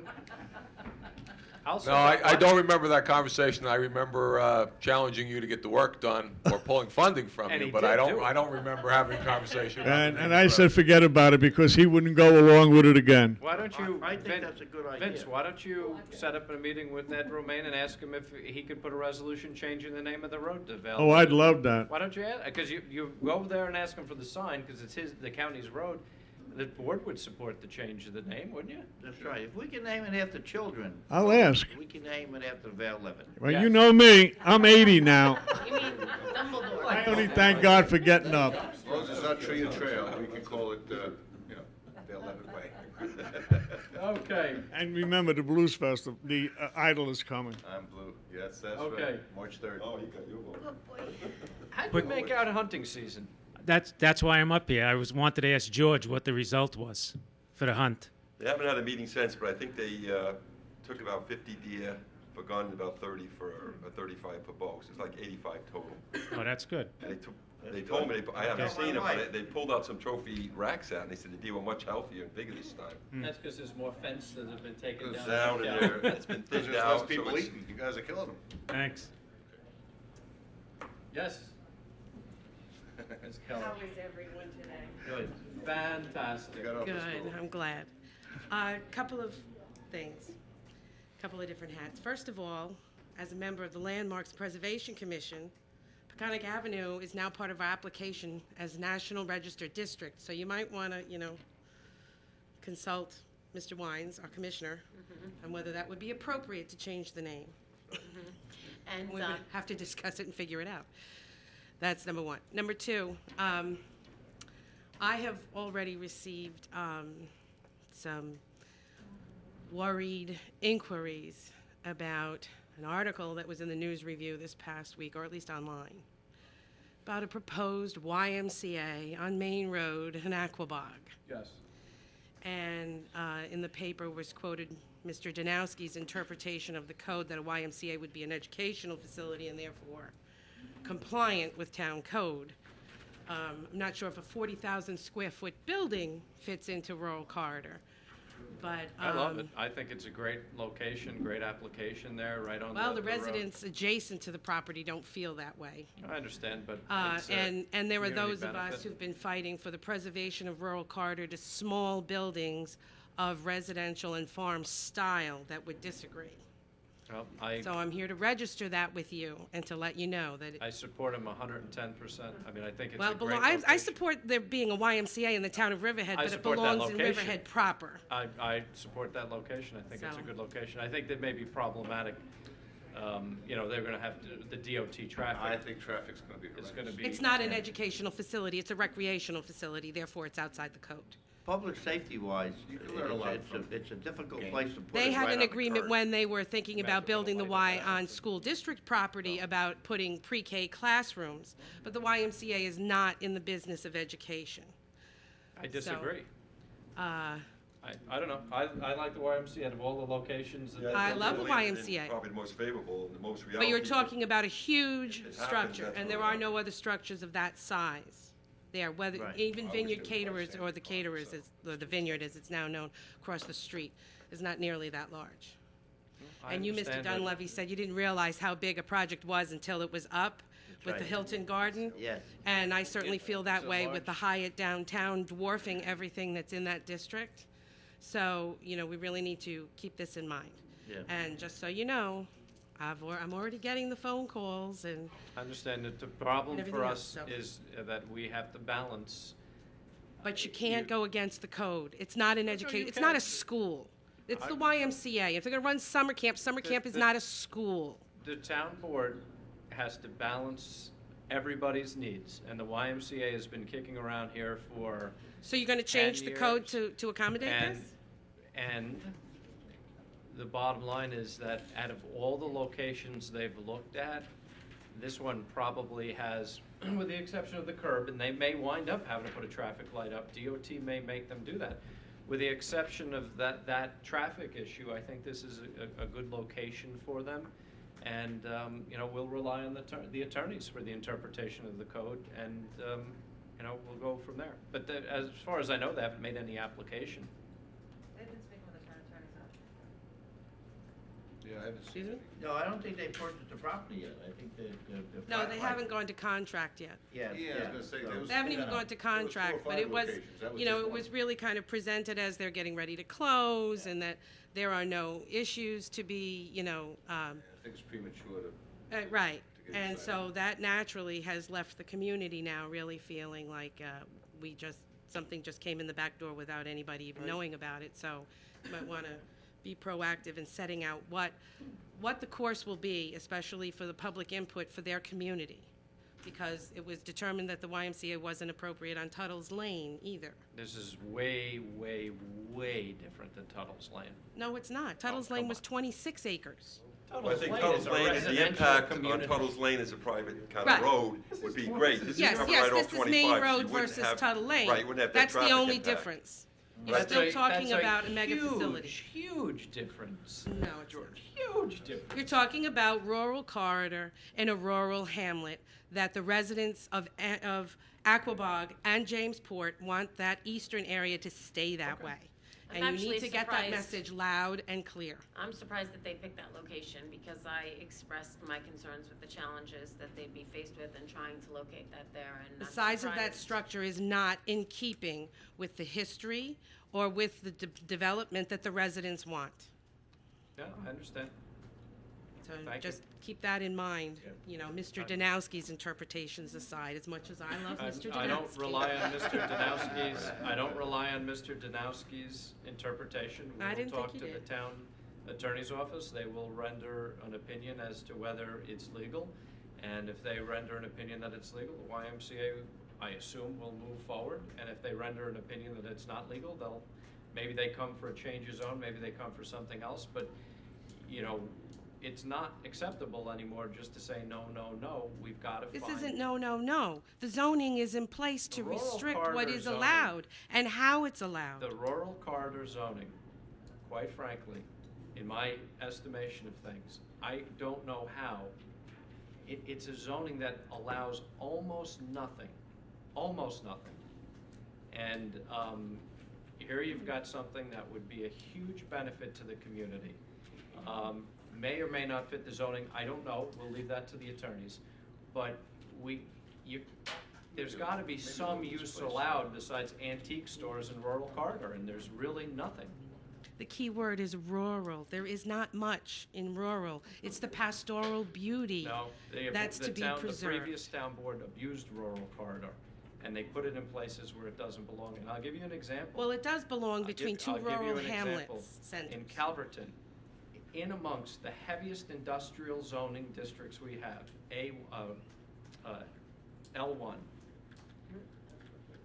Yeah, right. Okay. What's our heavy industrial? Riverhead. Industrial A? Industrial Right, A. Industrial A. They have rural corridor. And I'm sorry, there are things that just don't make sense. Well, but that's apples and oranges. We don't have industrial A on Main Road and Aquabog and Jamesport. Well, let's see, they're gonna present So- this to the town attorney's office. The Probably town gonna ask attorney's me. office will give us an opinion as to whether it works, and if it works, I would assume they'd move forward with it. And if it doesn't, they'll come to us and say, you know, we'd like to come here, and will you look at a way to let us come here? But it's, you know, it's time for the YMCA. It's time A to do 40,000 something. square foot building on At- Main Road is unacceptable, On just so that we're 40,000, clear. Georgia, at 40,000 square feet on New York State Route 25, to me, is not a terribly large building.